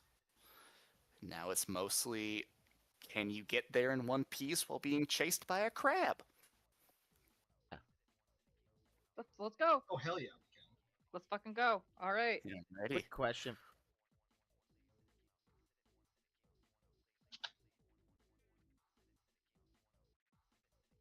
Yeah. You probably even have a little bit of like nega friction, kind of like projectors on the surface of these souls. Nega friction. Yeah. It's one of the stupidest phrases in this game, and I love it so much. See, normal friction, it slows down and gets hot. Nega friction speeds up and gets cooler, like you. As we're like, so I'm gonna toss a card like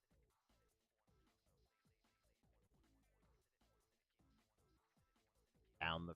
Oh, fuck Oh, yeah. hell yeah. Hell yes. I'm going to ask a very dangerous question. Is this a trick? And this sounds like DJ's doing the dice roll. But I'm very much at this point, the GM simply asks for a die roll, and whoever wishes to run the mission runs the mission. That said, it's DJ had a really good idea, and I like that. But also Kitty came up with it.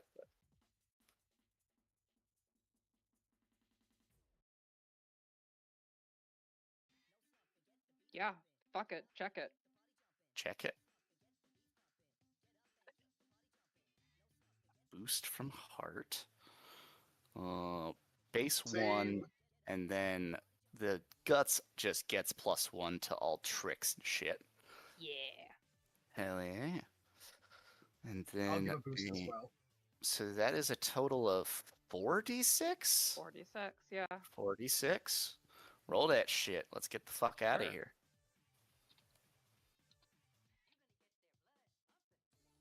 Nope. Helps if I remember how operations go. Ooh, that is a dangerous one, but an It acceptable is. one. No, feel free to mark a style for the guts as well as the heart helped an action succeed. And let me do some maths. Ah, that explains it. I was like, huh, the guts sheet doesn't have any slam markers on it, and it's because there's a kitty in the way. Oh, is that what? Oops. Did I? Did I do that? Oh, whoopsie. Sorry. It's all good. We're just gonna move. Ah, that There works we better. go. There we go. I have adjusted the- the size down.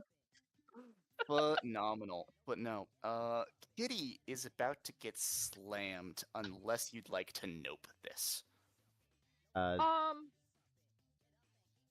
In take it. addition, ooh, this was a trick. This So was a this would trick. be a super slam unless you want to spend some trouble to make that less so. I'll spend the 2 trouble to make it a normal slam. Yeah. So as Let's like the spend some trouble. grinding down the side of this rail, Yeah, 'cause, like, as you she's like trying guys, to like carve back and forth along the side of this. She's gonna hit something that's sticking out that she shouldn't. oh yeah, easily so, and it's so easy to get a sprained ankle on these just juts and spikes in the fucking ground. But no, sprained ankle heals with a little bit of ice and some ibuprofen, but it fucking hurts.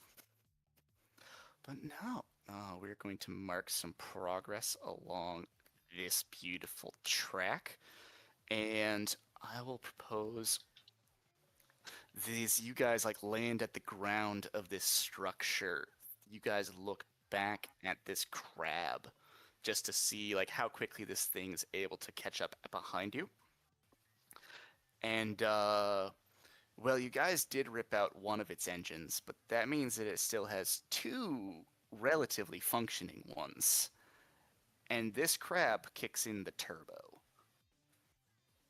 Rob Oh. can use the turbos. The crab can use the turbos. Turbo crab. Oh shit. And the thing rockets down the side of this building behind you guys. You guys are pretty well on the way towards your exit plan, but there's still plenty of space between you and there. And plenty of cars and structures and stuff to navigate as you head towards that bridge. Who's gonna trailblaze this? This feels a situation for the grit. Yeah, Clive takes point. Hell yeah. Alright, and so I will ask you how much boost and how much kick you'd like to burn on this. As well Well, as you can always spend a trouble to get a die. Oh, Boise. But I have to spend all of my trouble. Do you? Sorry, You- that's... You said we did. All trouble has to be spent during the downtime, and I'm at Yep. 3, sir. Gotcha. So, what I heard was I have to spend all 8 pips of my trouble. Oh no. No. You said it correctly. At the end of this, you'll have to spend your 3 trouble.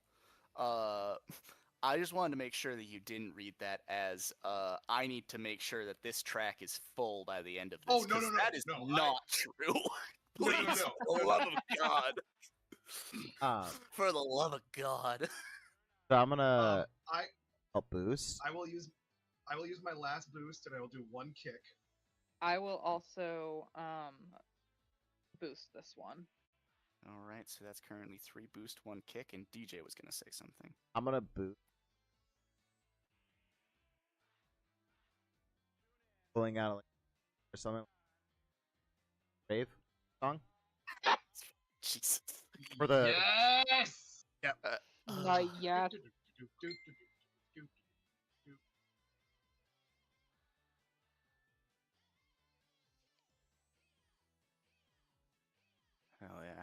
So currently this is 4 boost and 1 kick, which means that we'll progress 2 along our thing. This sounds beautiful.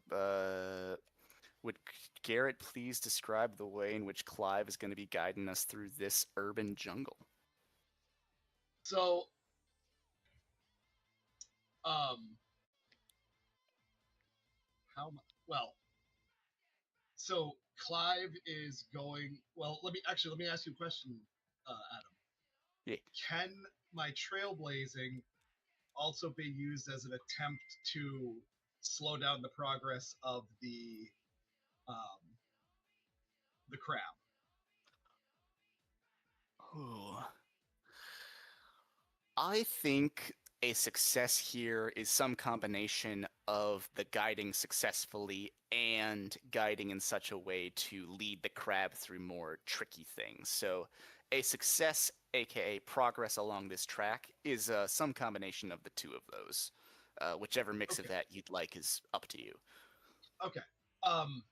And second question: is the crab isn't actually flying, right? He's just going really fast because he's got jet engines. It's attached- it's probably like 2 to 3 feet off the ground, but like it's not capable of heightened flight. Okay. So Clive is he's in his element, right? Like, this is a junkyard. His dad's a mechanic. He is weaving back and forth between the various wrecked cars and rubble. And as they're making their way towards the overpass, he notices that there is a a like a Greyhound bus that is like partially on a stack of cars, and then the other portion of it is only being held up by it's like lodged against a telephone pole, right? Yeah, I got you. So he said, there, and he sees like it's pretty clear after that, and he's like, all right, I'm dropping back, you guys go underneath that bus. And he will slap a game cartridge, he'll slap Golden Axe into the sheath of his Nega Friction sword.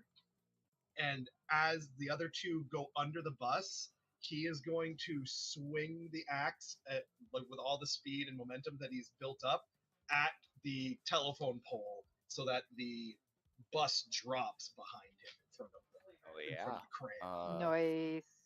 Thanks to the various helps from your friends and stuff, I believe you have 5 dice to this roll because we're Fuck insane. yeah. And I will mark off my thing for my signature. So 5d6. This would also be a good time to add some kick from the Nega Friction sword if you wanted to. You know what? I feel like we're towards the end. So can I use both of them, or Yeah. is it a one per? All right. You can burn resources as fast as you'd like. All right. So it's.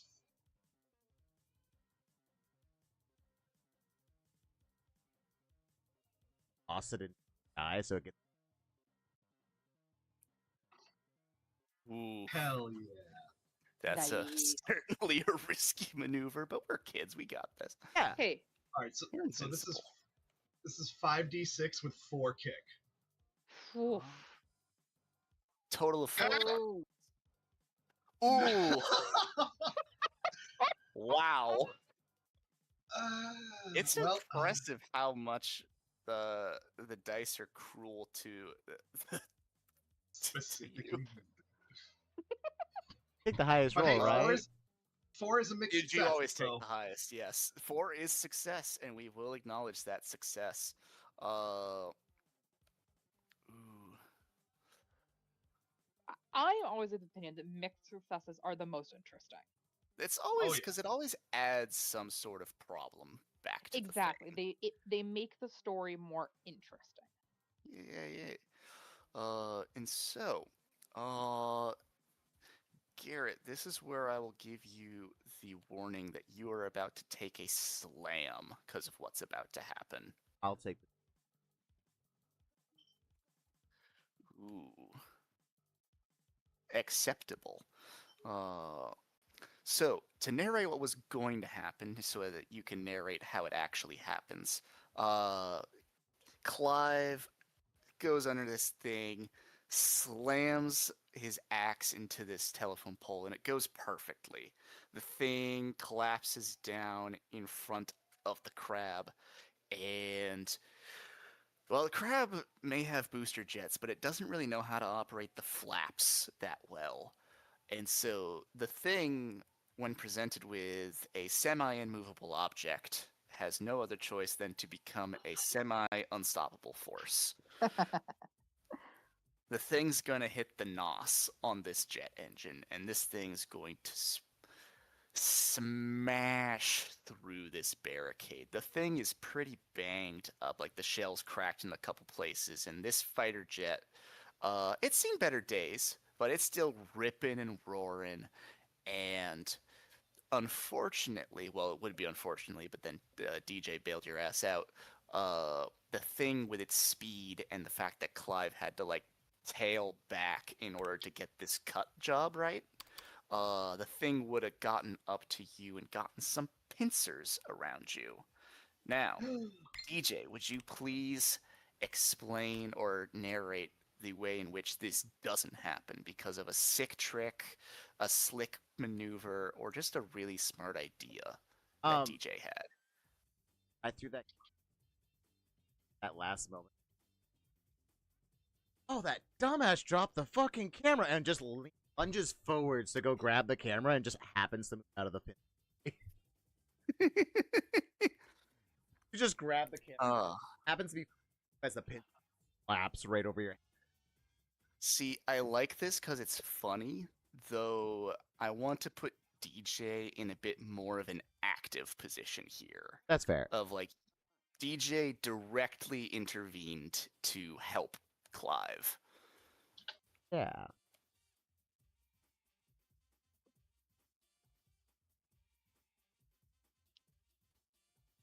Yeah. Can be as simple as doubling back. Yeah. Space is fucky, and so is time. I am a runner, so instead of like having hoverboards and that stuff, I have that. So I'll find like a car door, and I'll just jump against it and then jump backwards. Just I was running, grab that momentum, bounce off the wall, and then tumble just to run back, just to see you at that last moment to grab your hand. You just see my hand as it goes on out, just to pull you forward. That lunge down. No communication. That moment where we're like, we've just been together. We played enough games. We know when things are fucked up and someone needs a. Hell yeah. Alrighty. We are 1 pip of progress away. We are like, there's like 100 feet, 200 feet. What a familiar number between us and that one-way portal, that ever so ominous just hole of black darkness. Just kind of sitting underneath the beginning of this bridge. Your guys' ticket out of here, and it's definitely not big enough for a crab. The only real problem is that thanks to the semi-unstoppable force nature of this crab, if nothing else happens, the crab's gonna get to you before you get to the portal.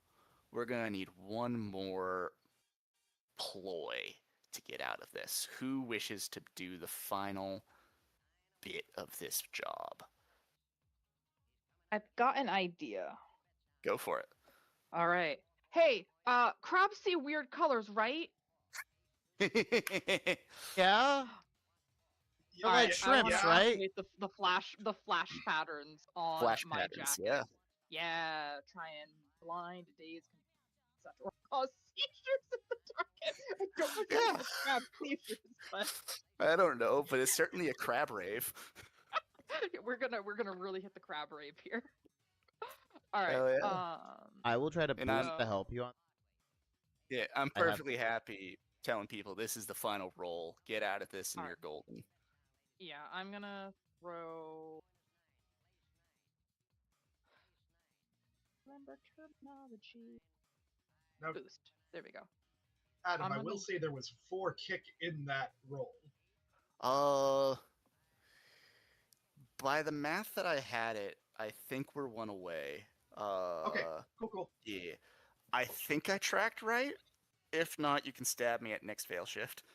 No, never.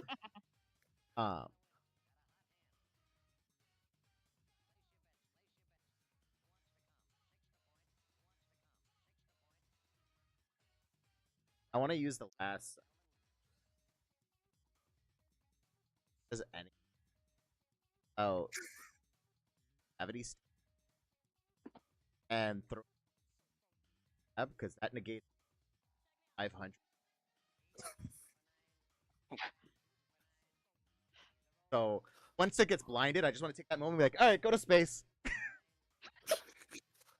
It wouldn't make it go up. It would just kind of float in place. Yeah, but with the same But it would slap, be- its rockets are still going. Like you just redirect it upwards and it goes Right. We just now have a jet engine with no friction involved. and aimed upwards. Ugh. But no, this all makes sense to me. Yeah. I see no flaws with this logic. It's been fantastic. So yeah, I'm gonna kick it with both my kick as well as then the other one from my item, and I'll throw my boost in it too. Hell yeah. Track your dice and toss that roll. I think that gets me 3d6 here. Sounds about right. When I use my add 2d, It is using one use to pull out the special material, okay, and then you could use additional spend to give a buff in addition. okay. I'll Okay. Gotcha. Right, so this, and I've got a kick in this as well, so... Alright, so it sounds like then this is 3 dice in total, and then 2 kick. Hell yeah. Alright. Dice be kind. Dice are kind. Yeah. Oh, let's see. I'm thinking of a sufficient slam or consequence to end this thing. Ooh, this is sufficiently funny. Let's add a new channel, and we're gonna call it ongoing problems. So, No, wait, so what's the- problems is for the job, and ongoing is like in the Blaze in the Dark downtime step where like factions do things.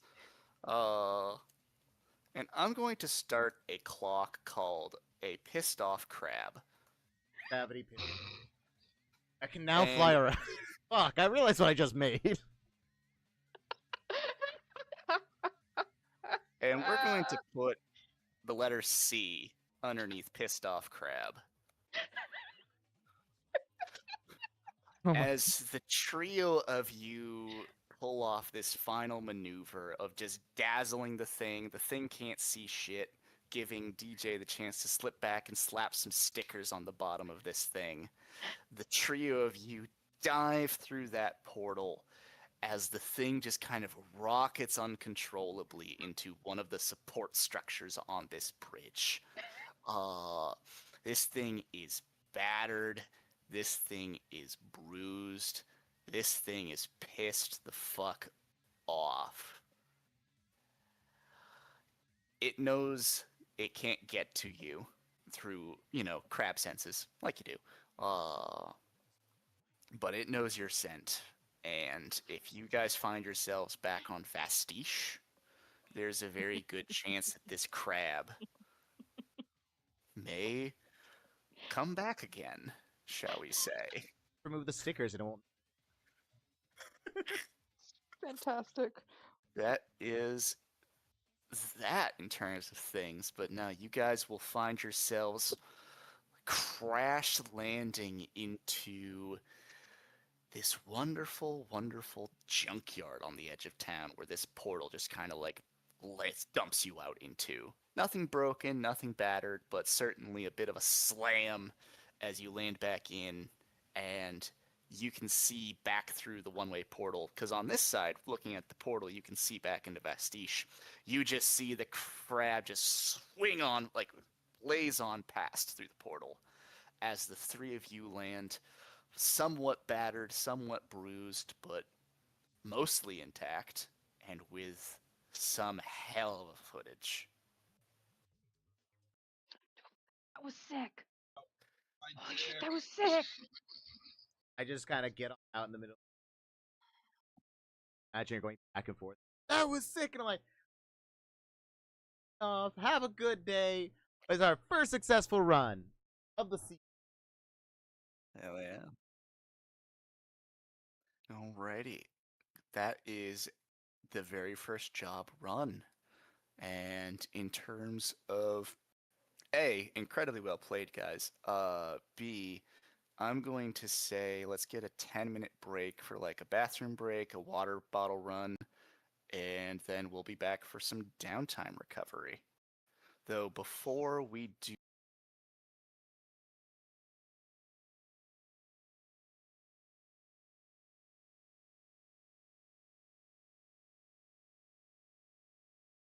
air of trouble that you didn't fill in, you roll 1d6. So for example, for Clive, you have 5 unchecked trouble. You roll 5d6. Higher the better life is when you get home. Okay. This is mostly just how the game sets the vibe of how pissed off people are when you get home.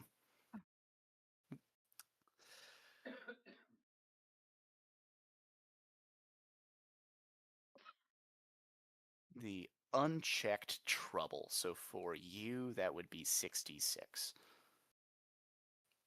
It's a very generous roll unless you fuck up hard. So you got to be in a lot of trouble. All right. No, I dig that. I like that. Mechanically. Yeah. Real quick again Okay. before we go, Adam. Just so we don't forget it when we come back, we've completed a run.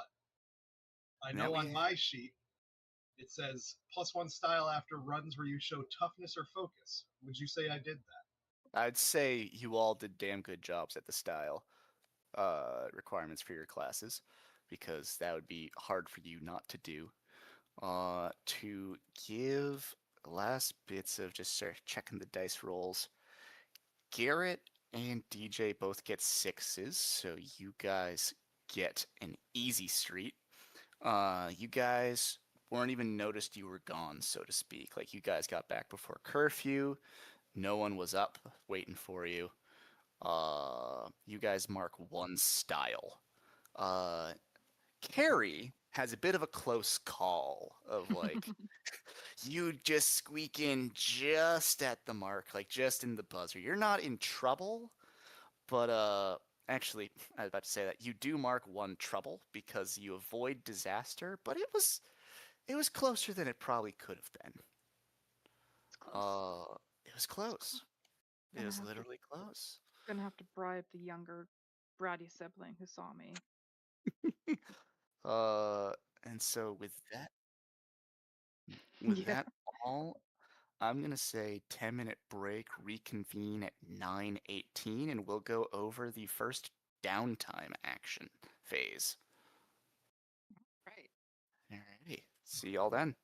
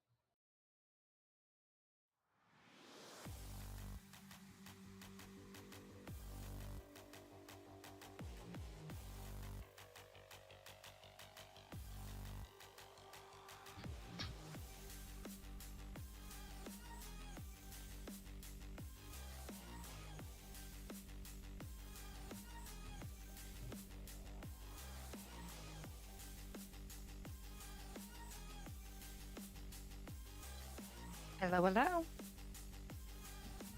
I'm back. We're so back.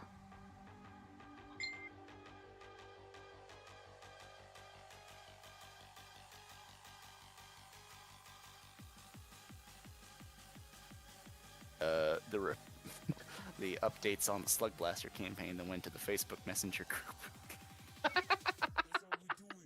New Oh. kink unlocked. What? No, no. I was like, mutant flies from another dimension that can perceive timelines. Hard pass.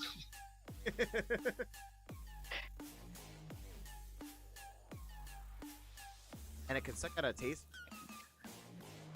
Yeah. It's tastier. It finds like a timeline. So we're all infinite butterfly effects of timelines and stuff, and so it scans through some local ones that like the Clive could have done, and found the most delicious to eat one, yoinked it from the future into the now, and pulled out like a copy of Clive. The only difference was he ate. Yeah, or like did or didn't shower. I don't know what flies like more. Oh, but- true. But no, it found the best local maxima for tasty, tasty Clive, and it got Clive. It was wonderful. It sure did get Clive. One Alrighty. name, please. So, speaking of separate versions of. It's totally. Listen.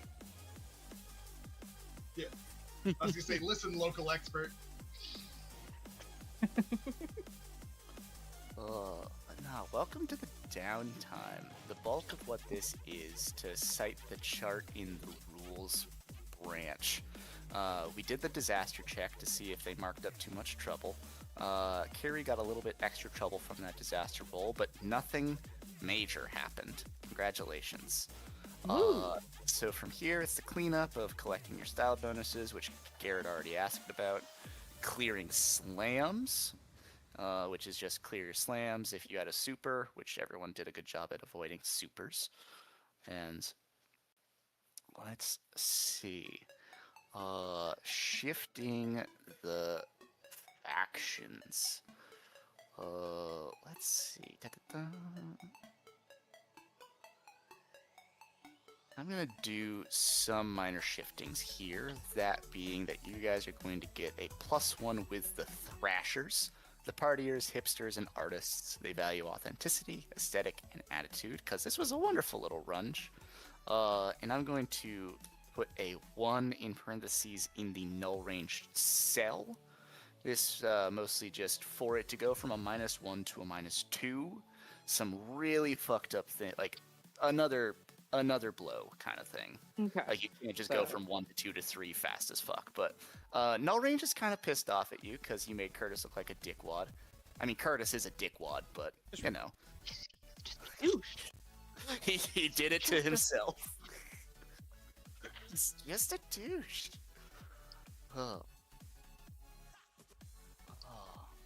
People- In terms of stuff,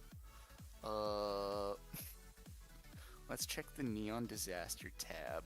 Punks, +3 crew style after runs where you leave your mark or make a statement. I think there definitely is a mark left on a certain crab who's doing the walking around now. You literally have a walking billboard. Actually, it can fly now because it can use its It's a rockets. flying billboard. Yeah, Fair, it has fair. 0 gravity. It's negative 1,500 pounds. God, we've made so many And I suppose this is mostly for you guys to answer, but do you feel like you guys got in over your heads? Oh, yeah. At least Clive does. Clive has opinions. Clive has strong opinions. Yeah. At least. Yeah. Fair enough. Yeah. Fair enough. The big bug was definitely the moment of oh shit. It's just Oh shit. I also have a great time recording. You know? You guys got this. Yeah.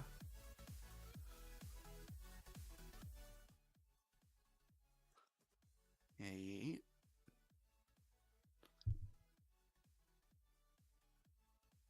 And alrighty, so everyone has the trouble that they should have and the style that they should have. And so, just to give a full rundown of downtime actions, there are the beats column that everyone has access to. It is things such as trait beats, your character arc, your family arc, shit like that, as well as the crew sheet has a different chunk of style for it there. Any player can move style from their personal sheet, so Kitty could move style from her to the crew to represent like getting the word out, putting up flyers, whoring out the social media, stuff like that. So you can always pour into the crew, but once it's in the crew, you can't pull it back into you. Okay. You can use it to buy various things in the fame chunk here. The biggest thing, though, is that you guys can spend it on solo things like beats to unlock more of these traits things that you like, or you could progress down these story arcs that we have. Every personality, like guts, smarts, etc., has a arc that they go down. Arcs are a order of story that must be taken in certain order, and they can only be done once per downtime. So, for example, if Kitty wanted to start going down the Guts story arc, they could buy Spotlight, but they couldn't then buy Star Power, or they couldn't go with going solo just to begin with. Gotcha. So you have to take them in order, and you have to take them One at a time.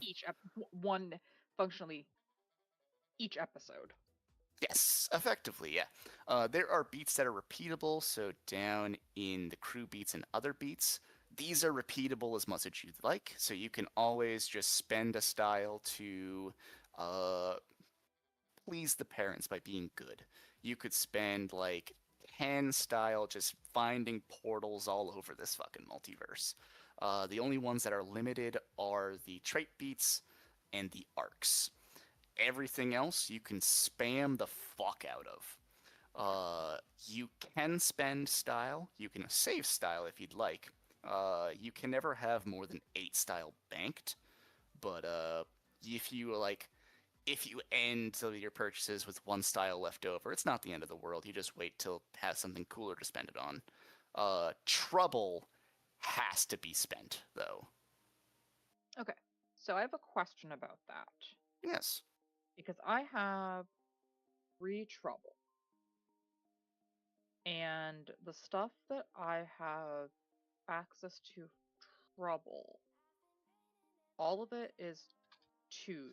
It does look like it's all units of 2. Yeah. Yeah. I will propose 2 rulings, and we can go with whichever one we like more. There is a 1 style beat to be good, which is just like removes a trouble.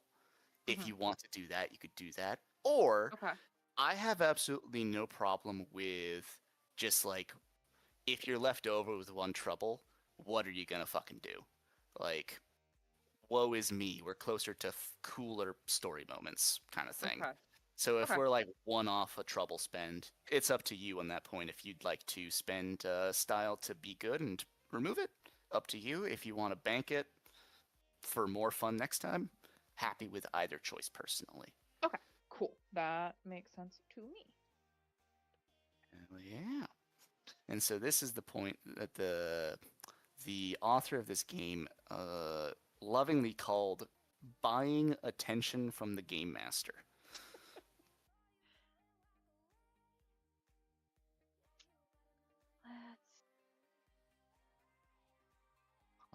The trait beats, which everyone has at the top of the column, are ways that you unlock more traits, which are the cool things that you got, like show off, or walk it off, or intuition, shit like that. They are also locked to once per episode, because, progression.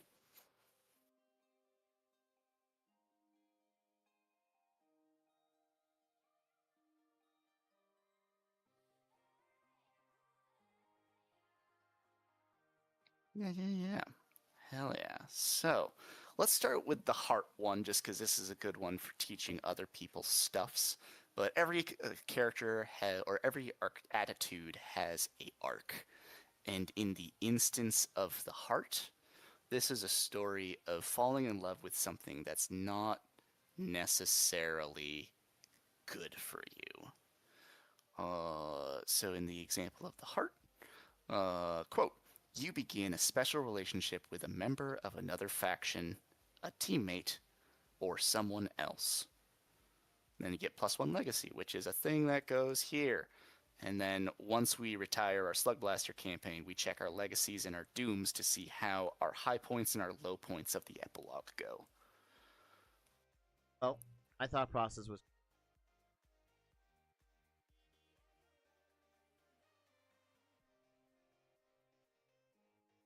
so I thought I'm going through the stream and I'm trying to get it ready. Credits and I reach out. Ooh, I Oh love that. no. I will say Delaney, but Delaney. you're all good. Hey there, But Delaney. no. But no. Yeah, let's see. Yeah, because Null Range is a older group in Hillview. So like this is like you guys are 15, 16, 17-year-olds, and these would be like 18, 19, 20-year-olds. So like very little different, but also worlds apart kind of vibe. But no, in terms of, oh, where are my manners? Where's the fucking music? I'd like to apologize for lack of funky, fresh beats. So, Otis, you crazy motherfucker. and so I'm going to shuffle that. And then we're going to skip because humming in the bass line is officially old news. Yeah. So let's set a little bit of a scene here of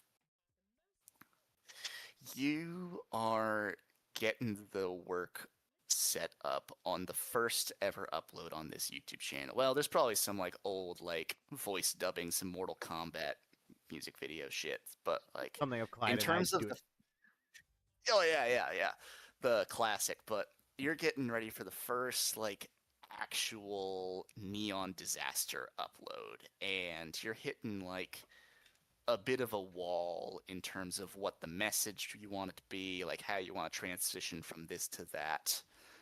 And I think you said it pretty well of like seeking out someone with more experience in these things, someone who would do this for no range. I also wanted her.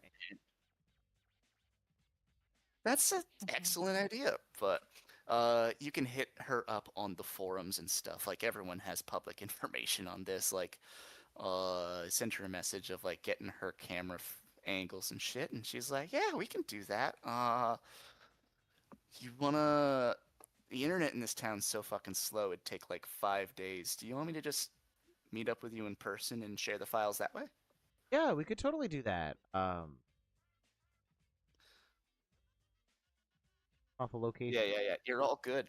She will say, "Let's head to the Burger Lover," because I'm gonna make this place famous. I'm gonna make us love this place. Burgers. I love burgers. We're burger lovers. All of us. Where did you fall in love, DJ? At the Burger Love.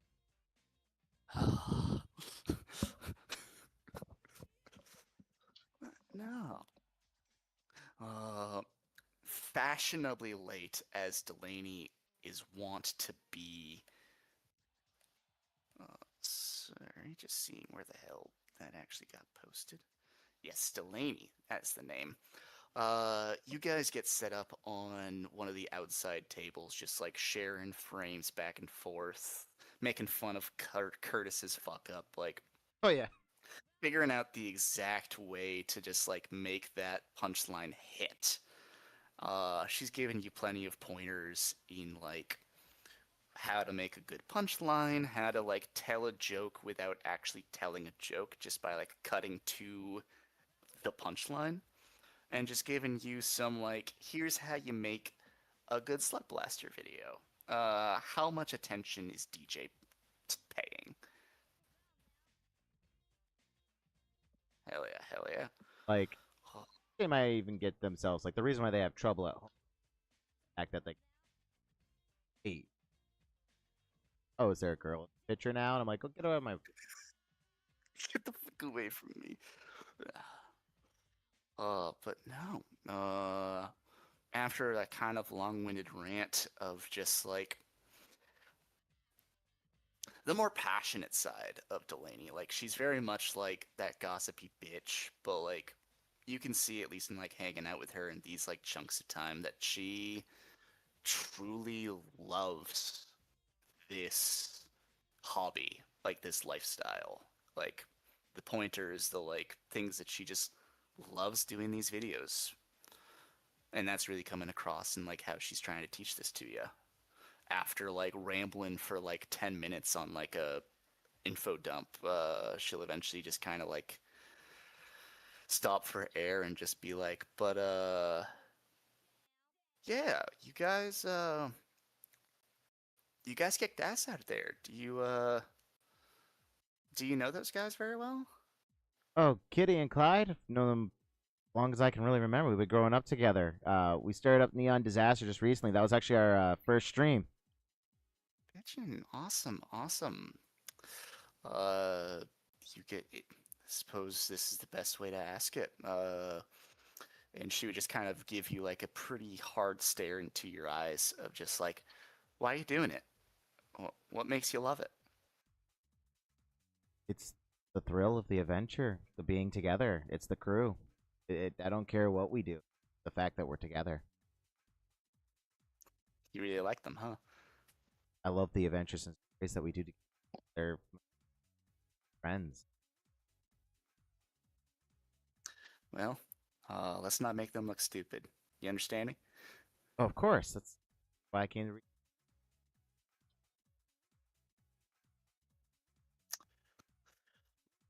She just kind of like does that long blink of just like, okay, let's learn to walk before we learn to run. Uh, and that's a lovely little bit. We'll come back for the trouble at home bit, but I'd say that is the dalliance and that is the devotion. In terms of the legacy, let's just write something down called the first video upload as just like a nice bullet point in the legacy that is Neon Disaster. All right, someone who's not DJ.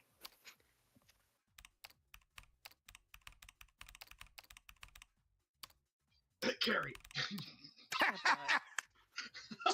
Yeah, that's fine. not- Let's see. This is truth. We speak This too the is truth. worship. Don't make Garrett hear that cursed phrase. Not at Veil Shift. I feel like it got cut out just for No, I heard it. I heard this is worship. this too. This too. is God worship. Oh my god, y'all. Let's see. So I have 6 style. Okay. You got a lot of fucking style. I did a lot of I leaned into the tricks, which could have really gone badly for me. There is some truth to the guts is all about just spamming tricks. And Yeah, like I was you're just like, gonna get your face smashed in at some point, but like oh yeah. until then, But you're gonna kick down doors. I also refill one attitude even if I fail. You know. Yeah. Um. So I'm going to.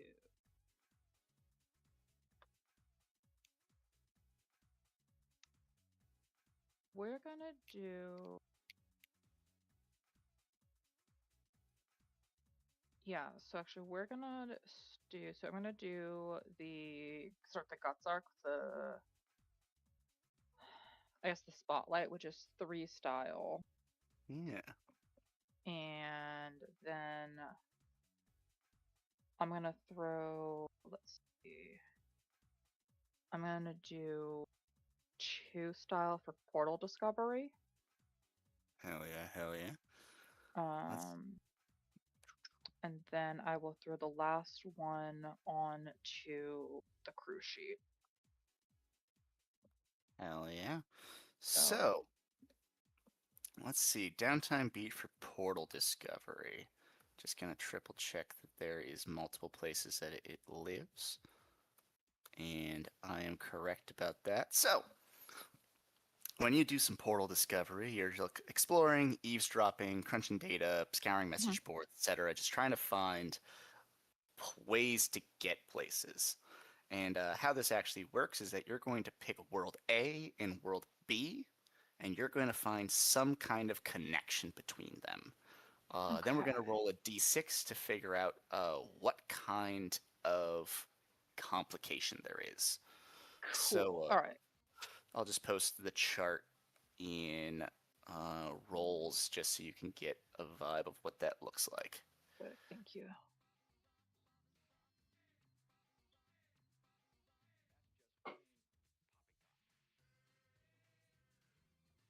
Okay.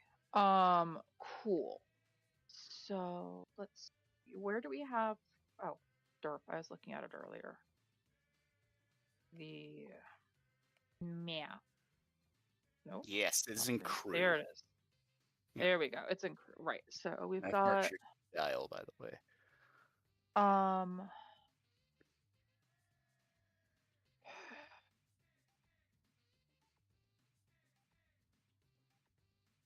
I want to see about because this is where it's risk is. It's like I want to see about the Golden Jungle. I know we know of a one-way portal there, but we Right. don't know of any way to get back from there. Right. Or a way to like, go from Golden Jungle to Thenaspar to Bastiche to home. Yeah, so let's see if we can dig into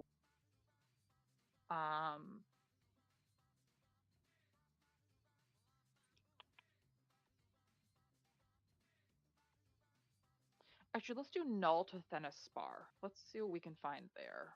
Null and Thenaspar. Hell yeah. Do you want to roll the d6 or do you want me to? Sure. Ooh, before we do that, actually, in terms of timelining, you guys are nobodies currently.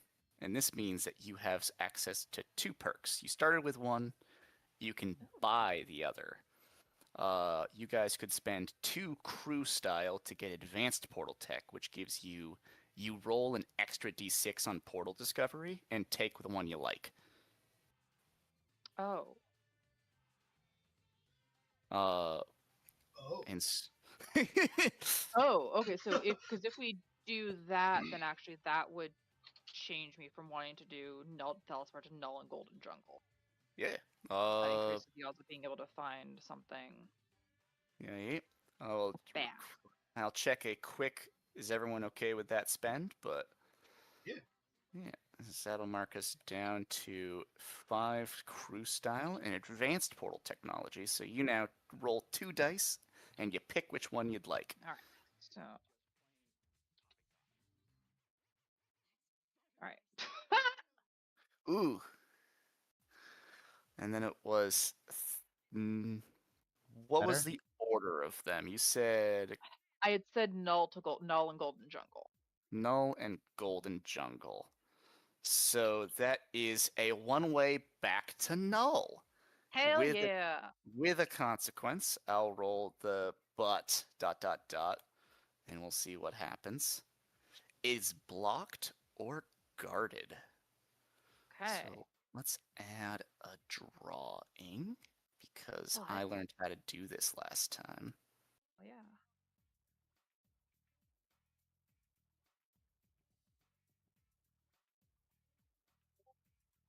But this means that we can now explore Golden Jungle, and there is a way back, but we're gonna have to, Yeah, it'll be a bit. It'll be an adventure. It'll be an adventure. We've already proven ourselves pretty well here.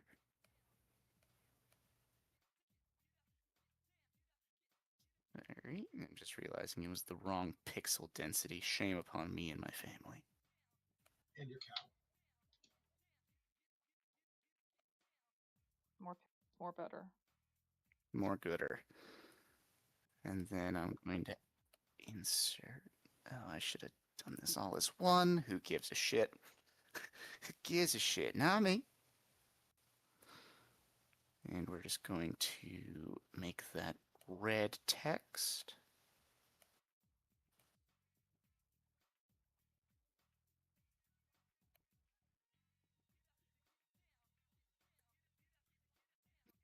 Why is that not being read?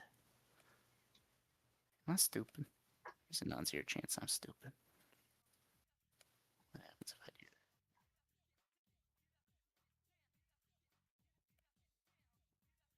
that? So, Flies, which was lens to disc and that was for the whole. Yeah, you guys can choose how you'd like to divvy that. Okay. I would like to get that, and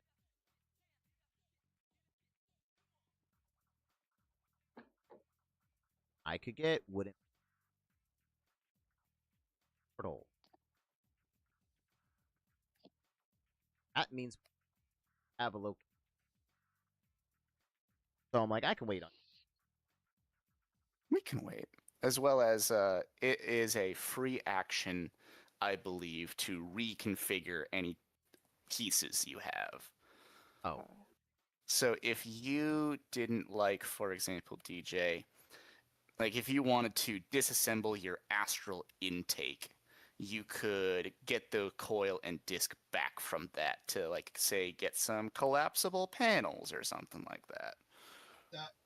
That is part of the in the lab action. On other Ah, beats, perfect. cost Look at one you style. correcting the GM. Praise this Oh. man. I'm reading all my Yeah. options. But yeah, that's a one style. It's pretty free.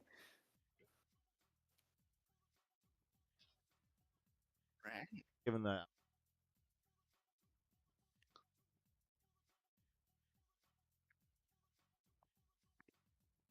Yeah, it will require an in the lab, I believe, to get something Mhm. actual, I think is what Garrett's saying. But Yes. yeah. This leads to the very fun question. Oh, Carrie, if you want to undo giving one style to the crew in order to do the in the lab instead. Yeah, we can do that. Do that. That sounds good to me. Okay. It's all good. So, no, Just wrong doing my sheet. math's good. So we'll do that.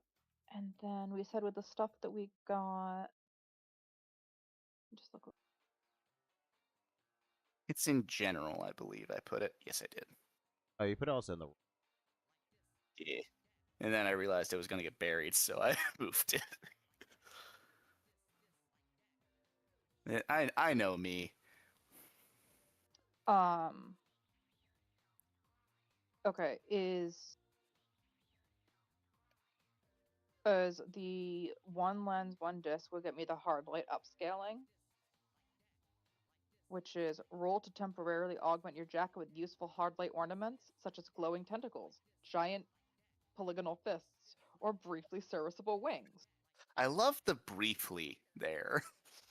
Yeah, look, I'm picturing that as just like, look, you got like 2 beats. You got enough that you can get some height more than Yeah. you could with a normal jump. It's like the double jump in Hollow Knight. You pull out the wings, but Yeah. they're only good for like one or two flaps. or to like last second Yeah. to all damage. Yeah, like Yeah. a little glide to make some way. All right, Yeah, that means like that it's we Genshin. have. You're out of stamina, so you pump your glider last minute to not splat. That means that for Garrett we have one disc and one coil, but that is look. good enough. That oddly enough, that gives me multiple options. Hell yeah. Mark the style, have some fun with that, and let's figure out the spotlight for the guts. To quote it, you get scouted by a sponsor, become the fan favorite, or get singled out for some kind of reward or accolade. I suppose I've asked this before, but you're very much your hope. I say your Kitty's hope is to get the fuck out of this town. Yeah. Yeah, and honestly, very much like, so Slugblasting is like, she's going to her junior year, they're going to their senior years. She knows this is realistically the last summer they're gonna have together. Before, you know, life starts to happen. Yeah. So like that's a big part of it, but also in the back of my head, it's like, yeah, but also I know like folks have gotten sponsorships and like signage deals that have gotten them out. Yeah. Like that could be like this could be my ticket out of here. Beautiful. So in terms of that, uh, this is mostly just me asking for a little bit of world building. Does Yeah. Kitty work somewhere? Um, You're at that age where you could yeah. just do not. That's We what can't it all is. be burger lovers. You see us there, but we don't see you. Yeah, it's just like Because I'm not even kidding. So the next step in my thing in the heart is a relationship balloons. Which team? Just saying, if you want. I mean, yeah, no, I was gonna say like, yeah, I definitely see her having like, especially like thinking of like the big highly religious family, like yeah, she's got a part-time job at like either the ice cream place or or maybe it's Burger Lover. Funny enough, Burger Um, Man serves both ice cream and burgers. I do love burger lover. I hate the monster I've created, but I love the monster I've created. I love it. This is the Wanted us to love monster. it. You're goddamn right. We don't have to set that in stone, and who knows, maybe Kitty's bad at keeping a job. But anyways, probably is, let's be honest. there's going to be one random boring, so like a week or so passes. We're entering into like that first like final week before school fully launches, and so your schedule's kind of getting cut back, but it's like your last big 8-hour shift day at the joint when this guy with like a douchey tie-dye Hawaiian shirt walks in wearing sunglasses, and he asks two questions to the open air. Firstly, he says, "How about this heat?" And then secondly, he's gonna walk up to your coworker buddy who just kind of shares in the misery of working at this joint and asks where they could find a. He checks his phone, like swipes down a little bit. Looking for Kitty. Huh? Looks over and mostly this is a. How recognizable is Kitty in like work mode versus Slugblaster mode? I think the dyed hair is probably the giveaway. Oh, that's fair. Perfectly fair. Uh, guy.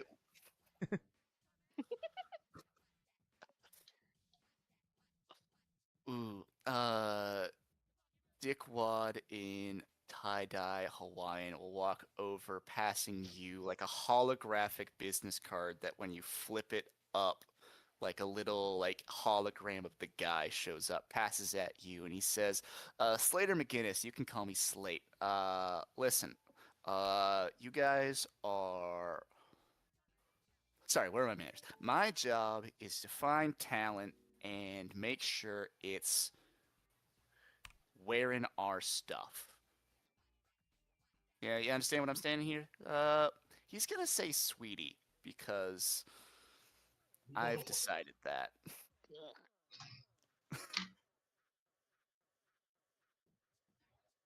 Well, what's your stuff?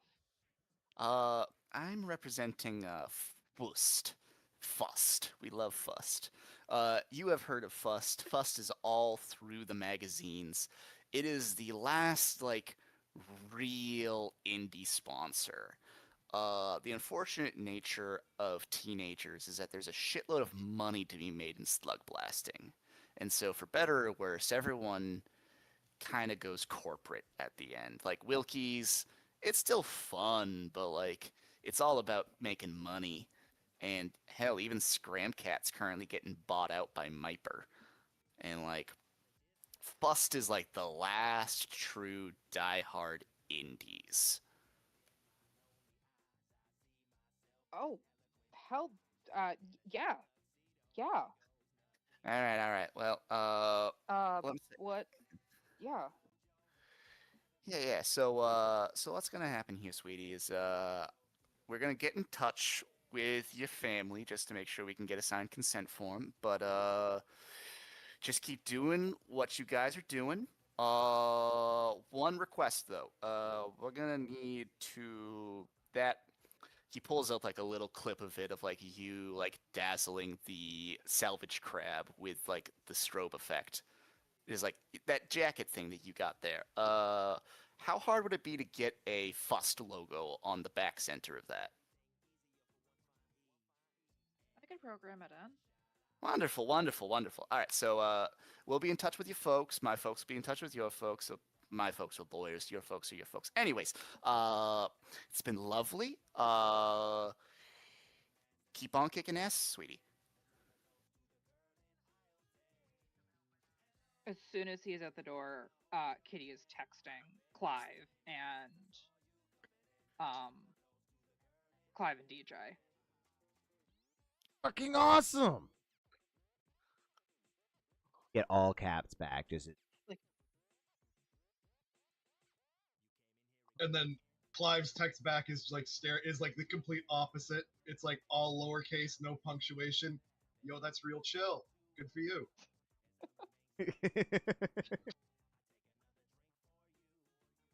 Righty. This gives you two things. One, it gives you that legacy that we talked about with DJ. However, as you might notice, you aren't humble about it. Yeah. So we're gonna go over to the fractures section and say, Slater McGinnis.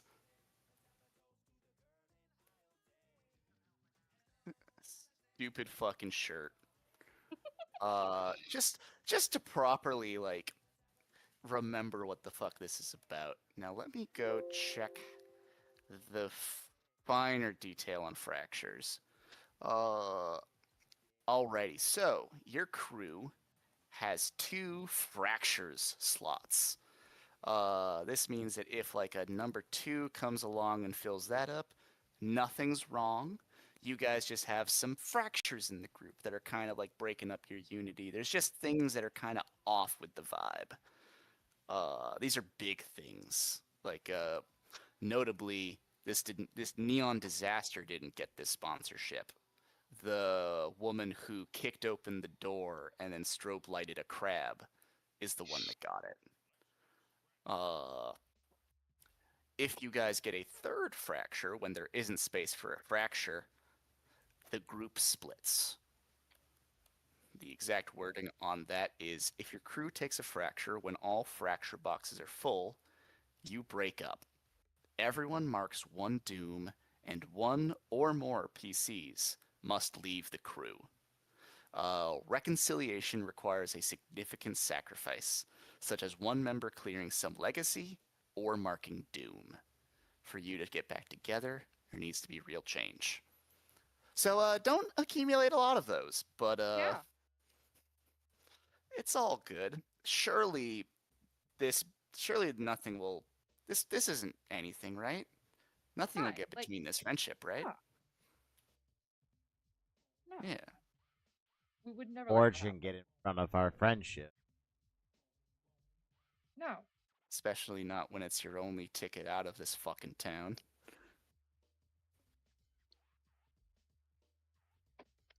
Oh. Yeah. And it looks like you also spot the trouble at home. But let's go to Garrett. Garrett's been sitting around hanging out.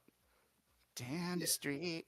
Looks like you spent 1 style for doing some in the lab time. In the lab, yeah, I picked. I used the coil and the disc we had left to do the slip rattle mod. Hell yeah. Roll Now to teleport? Yeah, I'm gonna say nothing personnel, kid, to everyone now. Roll to teleport in universe by slicing space time. If you can't see your destination, potential problems are worse. Yeah. Um. Oh. So I Ugh. think like this was a rough first run for Clive. And the the first thing I'm going to do is I'm going to spend a style for the grit arc a goal. Hell yeah. So I've spent that style. And the montage is like he knows he fucked up. He put his most favorite game cartridge into his sword and fell flat on his face, and put his friends in danger. He doesn't necessarily care so much about like the whole Cleveland thing really rocked him, but he's more upset about the fact that like I'm here to make sure these two stay safe. Um, and so he's in the backyard, and he's building basically a sword training course out of scrap metal and shit from his dad's junk piles. And I would say the slam he takes is probably exhausted. Yeah, that makes perfect sense to me. I let you fill that in. I took a slam. Yeah. I get a style.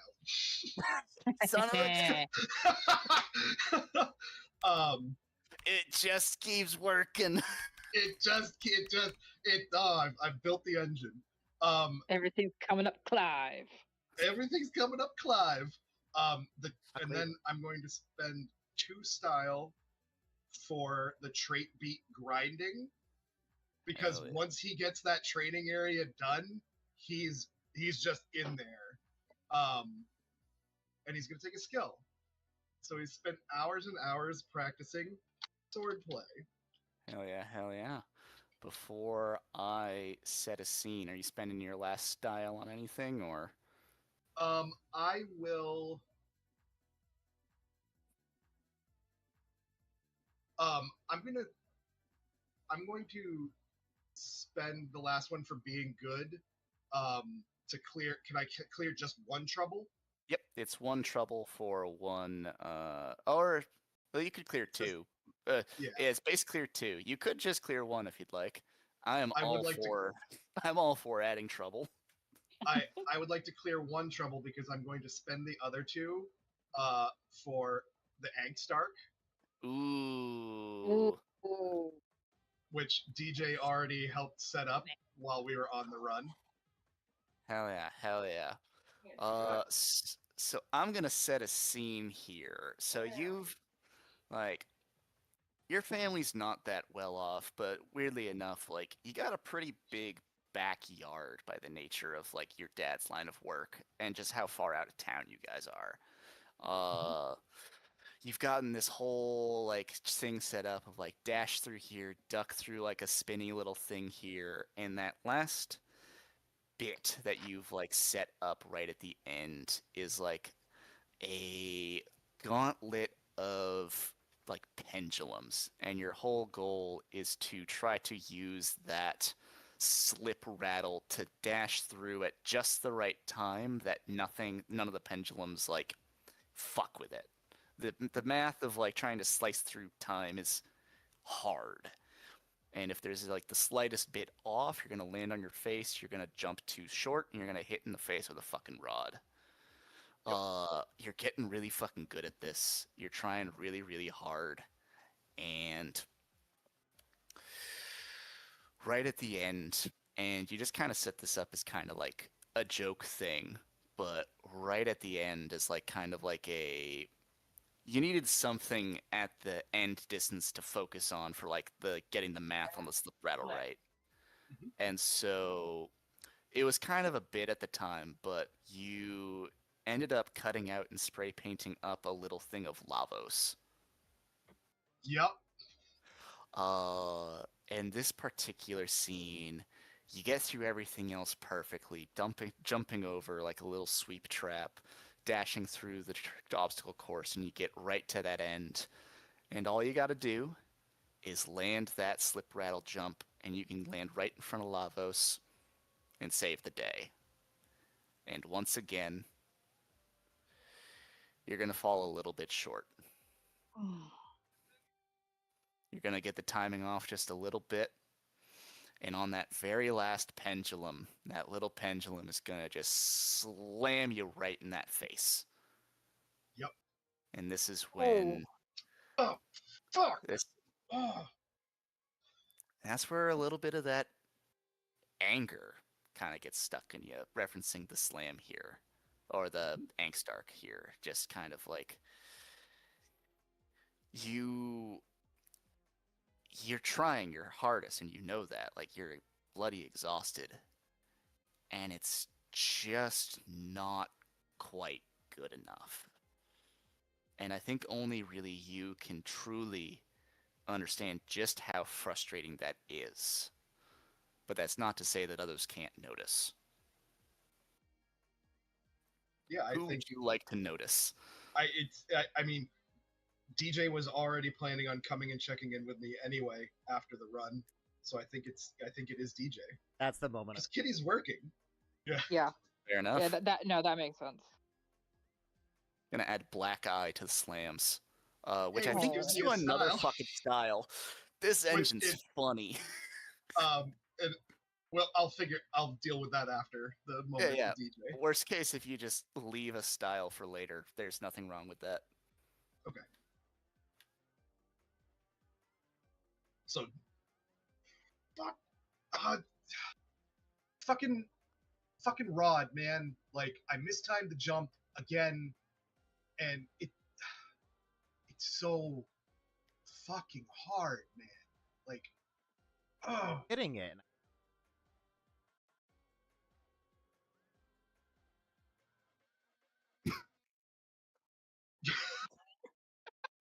Hack for some hack.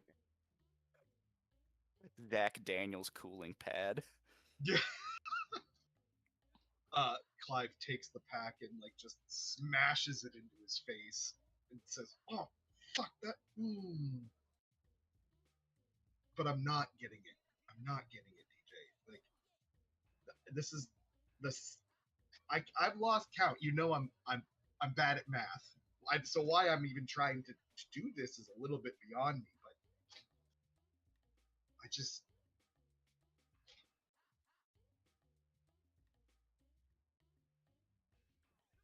I take a run through this, get halfway.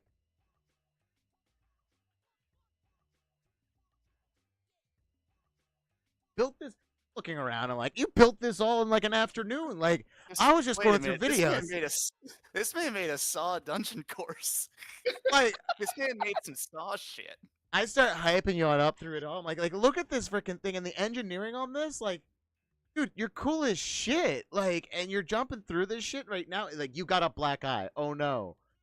One day after setting it on up, maybe you have some timing off in the setup. Maybe it's not you. Made it too hard. yeah, but like DJ, I appreciate what you're saying, but it has to be hard. Like you said, the whole reason, like if you tried this, you'd get hit over and over. I'm supposed to take the hit so you two don't have to. And if I can't do it right, that means you guys are going to start taking hits. And I can't have that, man. I can't have that. And I look at back off.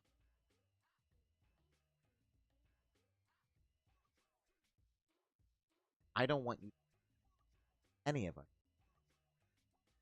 get that you're upset that you're the fact that you're proud of you, proud to say that you're a friend. I hear you. This is your job. Your job is to make afterward. I love this beautiful message we have here, but to make sure it's not too effective on this poor teenager, Oh, true. DJ's gonna get a text on their flip cell thingy. I pull out my payphone.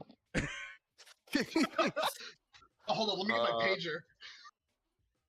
The weirdest fucking phone. Apparently you have like 2 missed calls from mom, and your older brother text finally went through. Is just like, hey, mom's fucking pissed. Get home. I just look down like, oh, fuck. I'm sorry, Clyde. I got... Keep at this, man. Got this. I promise you'll get this by like the end of the day. All right. All right, man. Stay frosty. What does Clive do as DJ leaves? He gets back up and he fucking runs it again. Run it again. I've added a black eye to your slams. Yes. I think I mentioned that, but that's Yep. all good.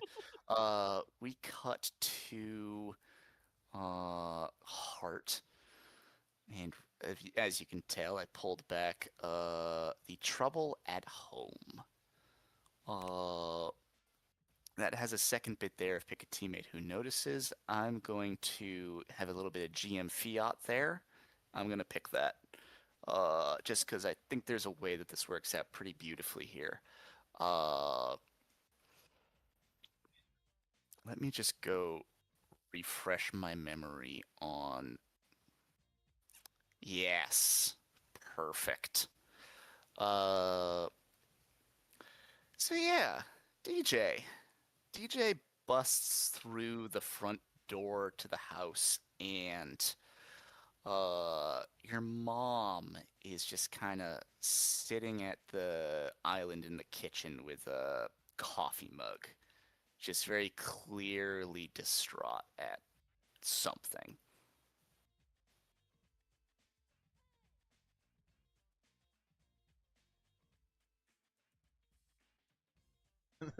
Start making myself lunch right there out of my backpack. Like, oh.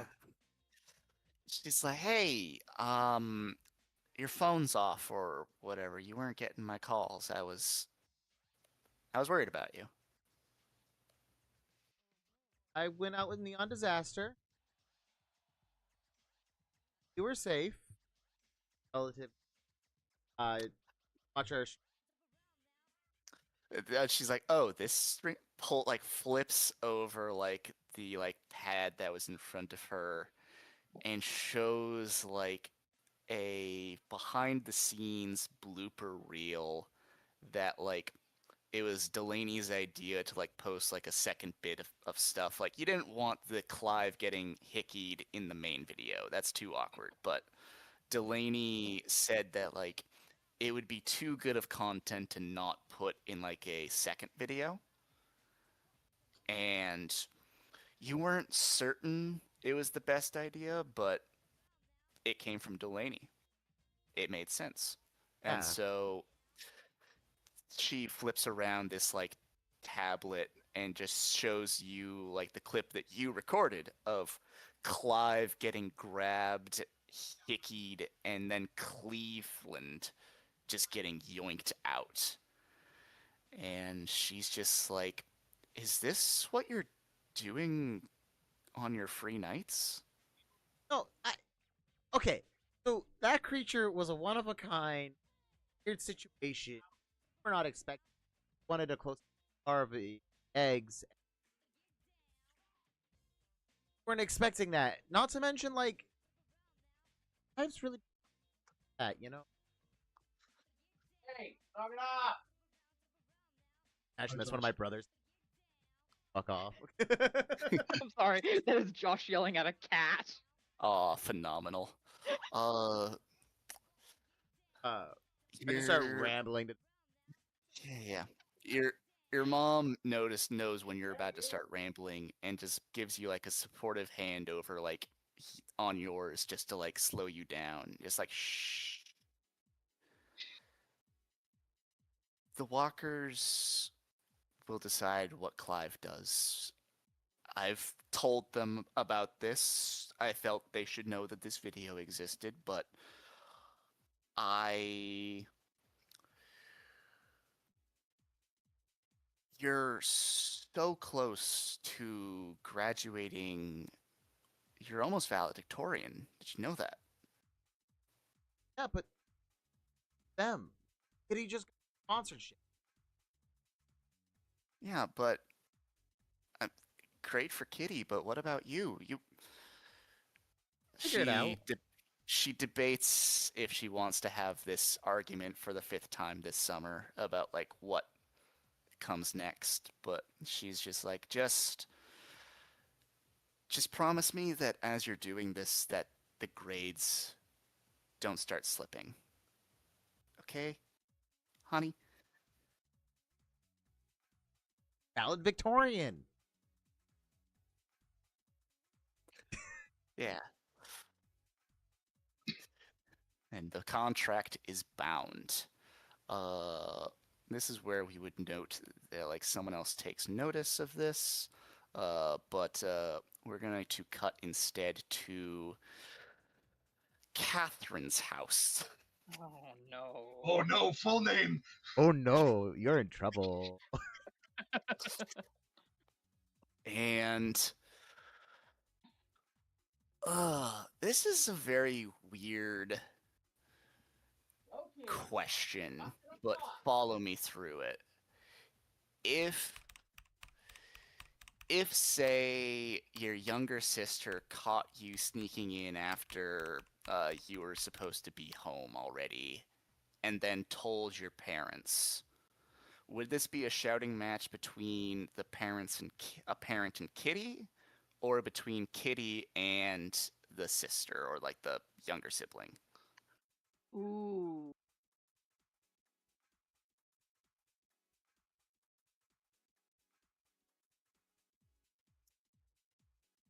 I think with her sister.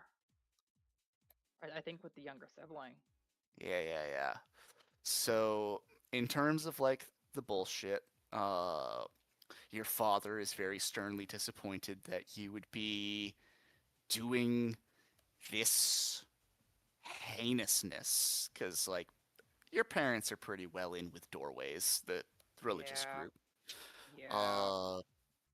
They know that you're better than this and that this is, we all have these phases, but uh they do not support this behavior. It's the standard grilling you've gotten dozens of time, with the hair dyeing, with the dress changing. Like from the first time you showed a bra strap to when you came home with violet pink hair, you had those shouts. But this is the first time. Let me just Google Catholic names. This is going to be. Oh, this is going to be the first time that Anastasia. I'm just going to write that down before I fucking forget that. Anastasia, younger sister of yours, like 2 to 3 years younger, like in the 12 to 13 range. Let me just write that down before I forget that. Uh, yeah. A few nights ago, Anastasia was up getting like a sandwich when she saw you slip in, and you asked her really nicely, maybe even bribed her a bit to keep quiet, and it's very evident that she did not.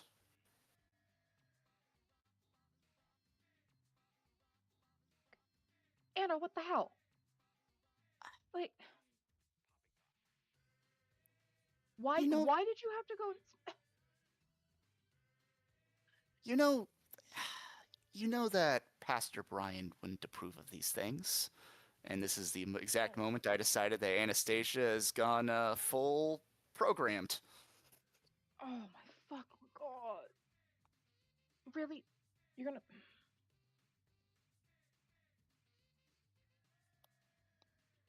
Are you just gonna like listen to what mom and dad and pastor say forever? Is that your plan? Just listen to what they say. Let them set you up with some, you know, with the pastor's son. and you get married off, and then you're like mom with another fucking housewife doing Hey. jack shit and just popping out babies? I don't even like James. Where's James even coming into? I just Father Brian was very clear about the dangers that were out there. I mean, like, uh, I'm blanking on TJ's character's last name. I don't think they have one. Anyways, Don't. insert block saying the last name's house. Sent over that video of Clive getting like sucked off. Like it's perverse stuff that's happening out there. Uh, mm, don't don't say it like that in front of anyone. Like that. A full blink of confusion of why. Yeah, I'm not getting into that. He's fine. Like, yeah, it was a dicey moment, but he's fine. But next time he won't. I feel like mom and dad should have a say over what you get up to if you're risking your life. Well, and next time we know what's there, or we know how to deal with that thing better.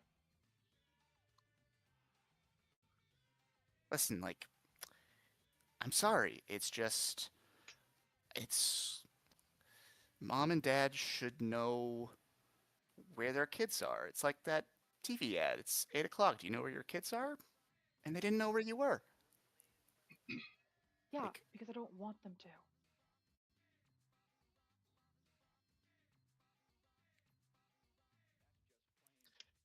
I really wish you'd treat mom and dad nicer.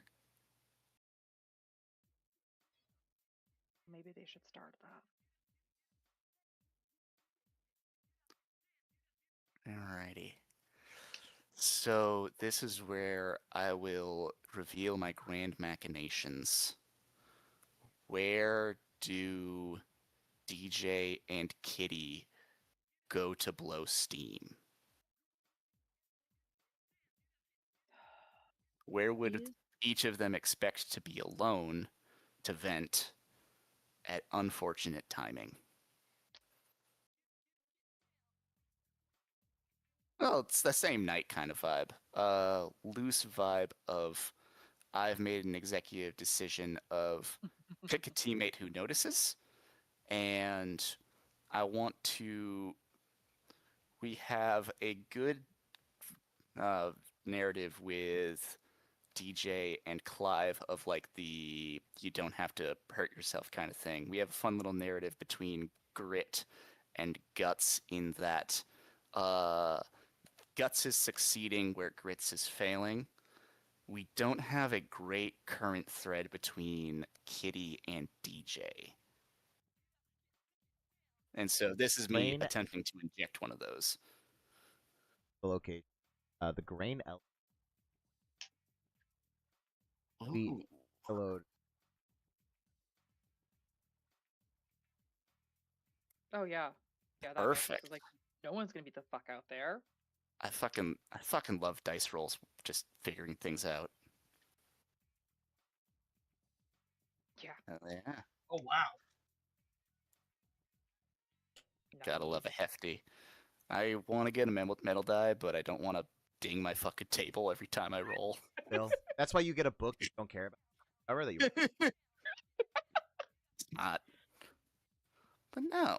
Welcome to the grain elevators. You can see the page on the rulebook. It's right at the edge of town, right where that train cuts in, gets out. It's a great place for someone who wants to be alone. Is a great thought that DJ had, and then a great thought that Kitty had. Who gets there first, and who stumbles on the other? I'll just toss that ball to the room.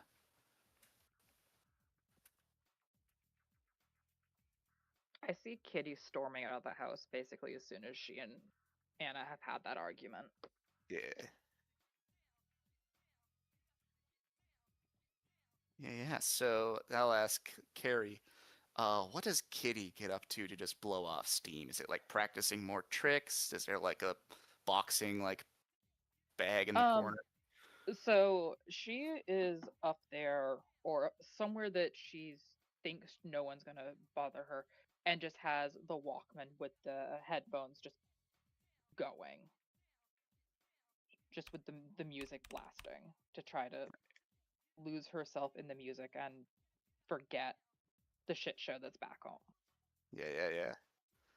And that's where DJ will find what they thought was going to be a perfectly wonderful just place to process is in fact a bit of an awkward reunion. Oh, congratulations on the sponsorship. Oh, I see. Silence. Oh, hey, uh, thanks. What's up? Oh, just my sister giving shit about she ratted me out to my folks. Anna going on about how the pastor's story, and he talks about how heinous and awful things are, and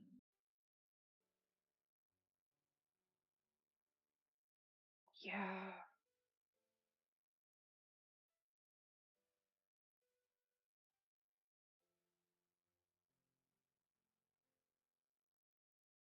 yeah, I think Anna saw it, which I'm assuming my folks also saw it.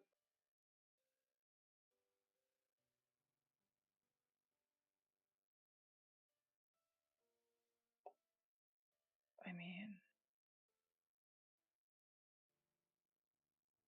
yeah, but you probably also tell him that it was up so that, he doesn't Oh, yeah. like trying to hide it or make him look bad. Thought it would come. Oh, he survived this. Survive anything. Thought it would be like a hype video.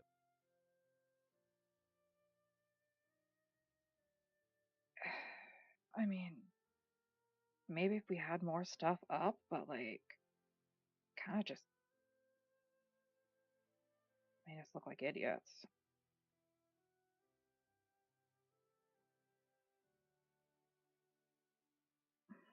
Well, we'll see how that goes. If my folks sign off on it or if they decide that they're gonna get in the way of that too.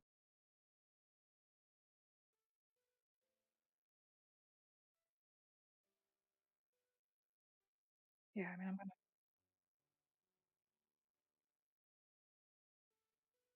I'm gonna take it and ride it as far as I can. Get the fuck out of here eventually.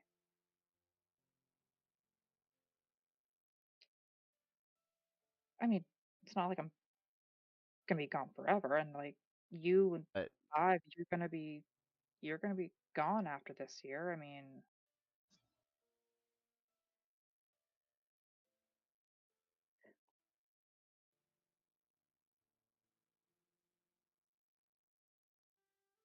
yeah, first video.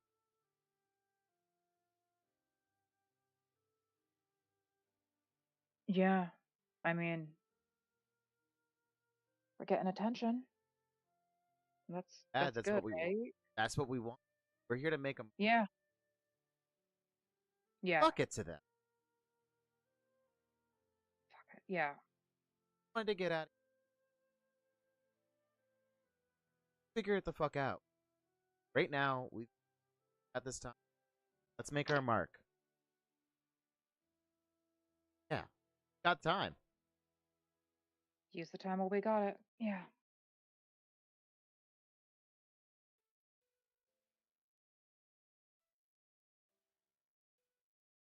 Something like, you want to hit? Yeah. Oh, the crystals. Yes, the crystals. Ah, yes. The artificial toad skins. We just 3D print more frogs whenever we want to hit. That sounds stupid. I like it. That's what's actually up here. Is like from the backpack. It's just a series of stuff. We both would just come up here at random times. We knew it was here. We just didn't know that both of us. Yeah. That tracks. But yeah. Voted And some with frog that- film. And with that, the last little bit of summer just kind of goes out with a whimper, so to speak. Clive and DJ are moving into their senior years at high school, Katie into her junior year. And no one's, not a chance in hell is anyone gonna stop it now that we've started. Like, I mean, hell, no one wants to go back to just being a kid in Hillview after that shit. Hell no. And so, three of you make a pretty simple choice of, well, probably not even a choice, but you guys got one more year before two of you are off to do something brighter, something better in theory. But for at least this last year, you're kids. And you'll be neon disaster. And so I'll ask one last question in terms of just calling it for the night is, what do we want to do next time? Do we want to go back to Vastiche, or do we want to try out the Golden Jungle?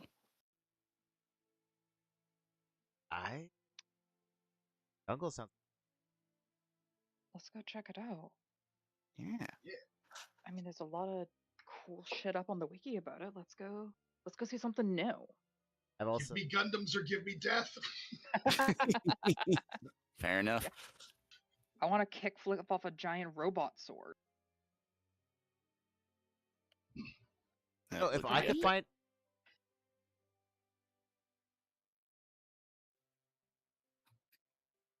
off the tip, I can just do.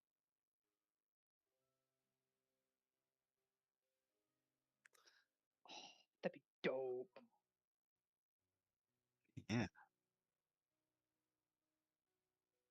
And just like that, the crew decides that the next free night they have, whether it's a Friday or a random Saturday that everyone's free, they'll get prepping for a visit to the Golden Jungle.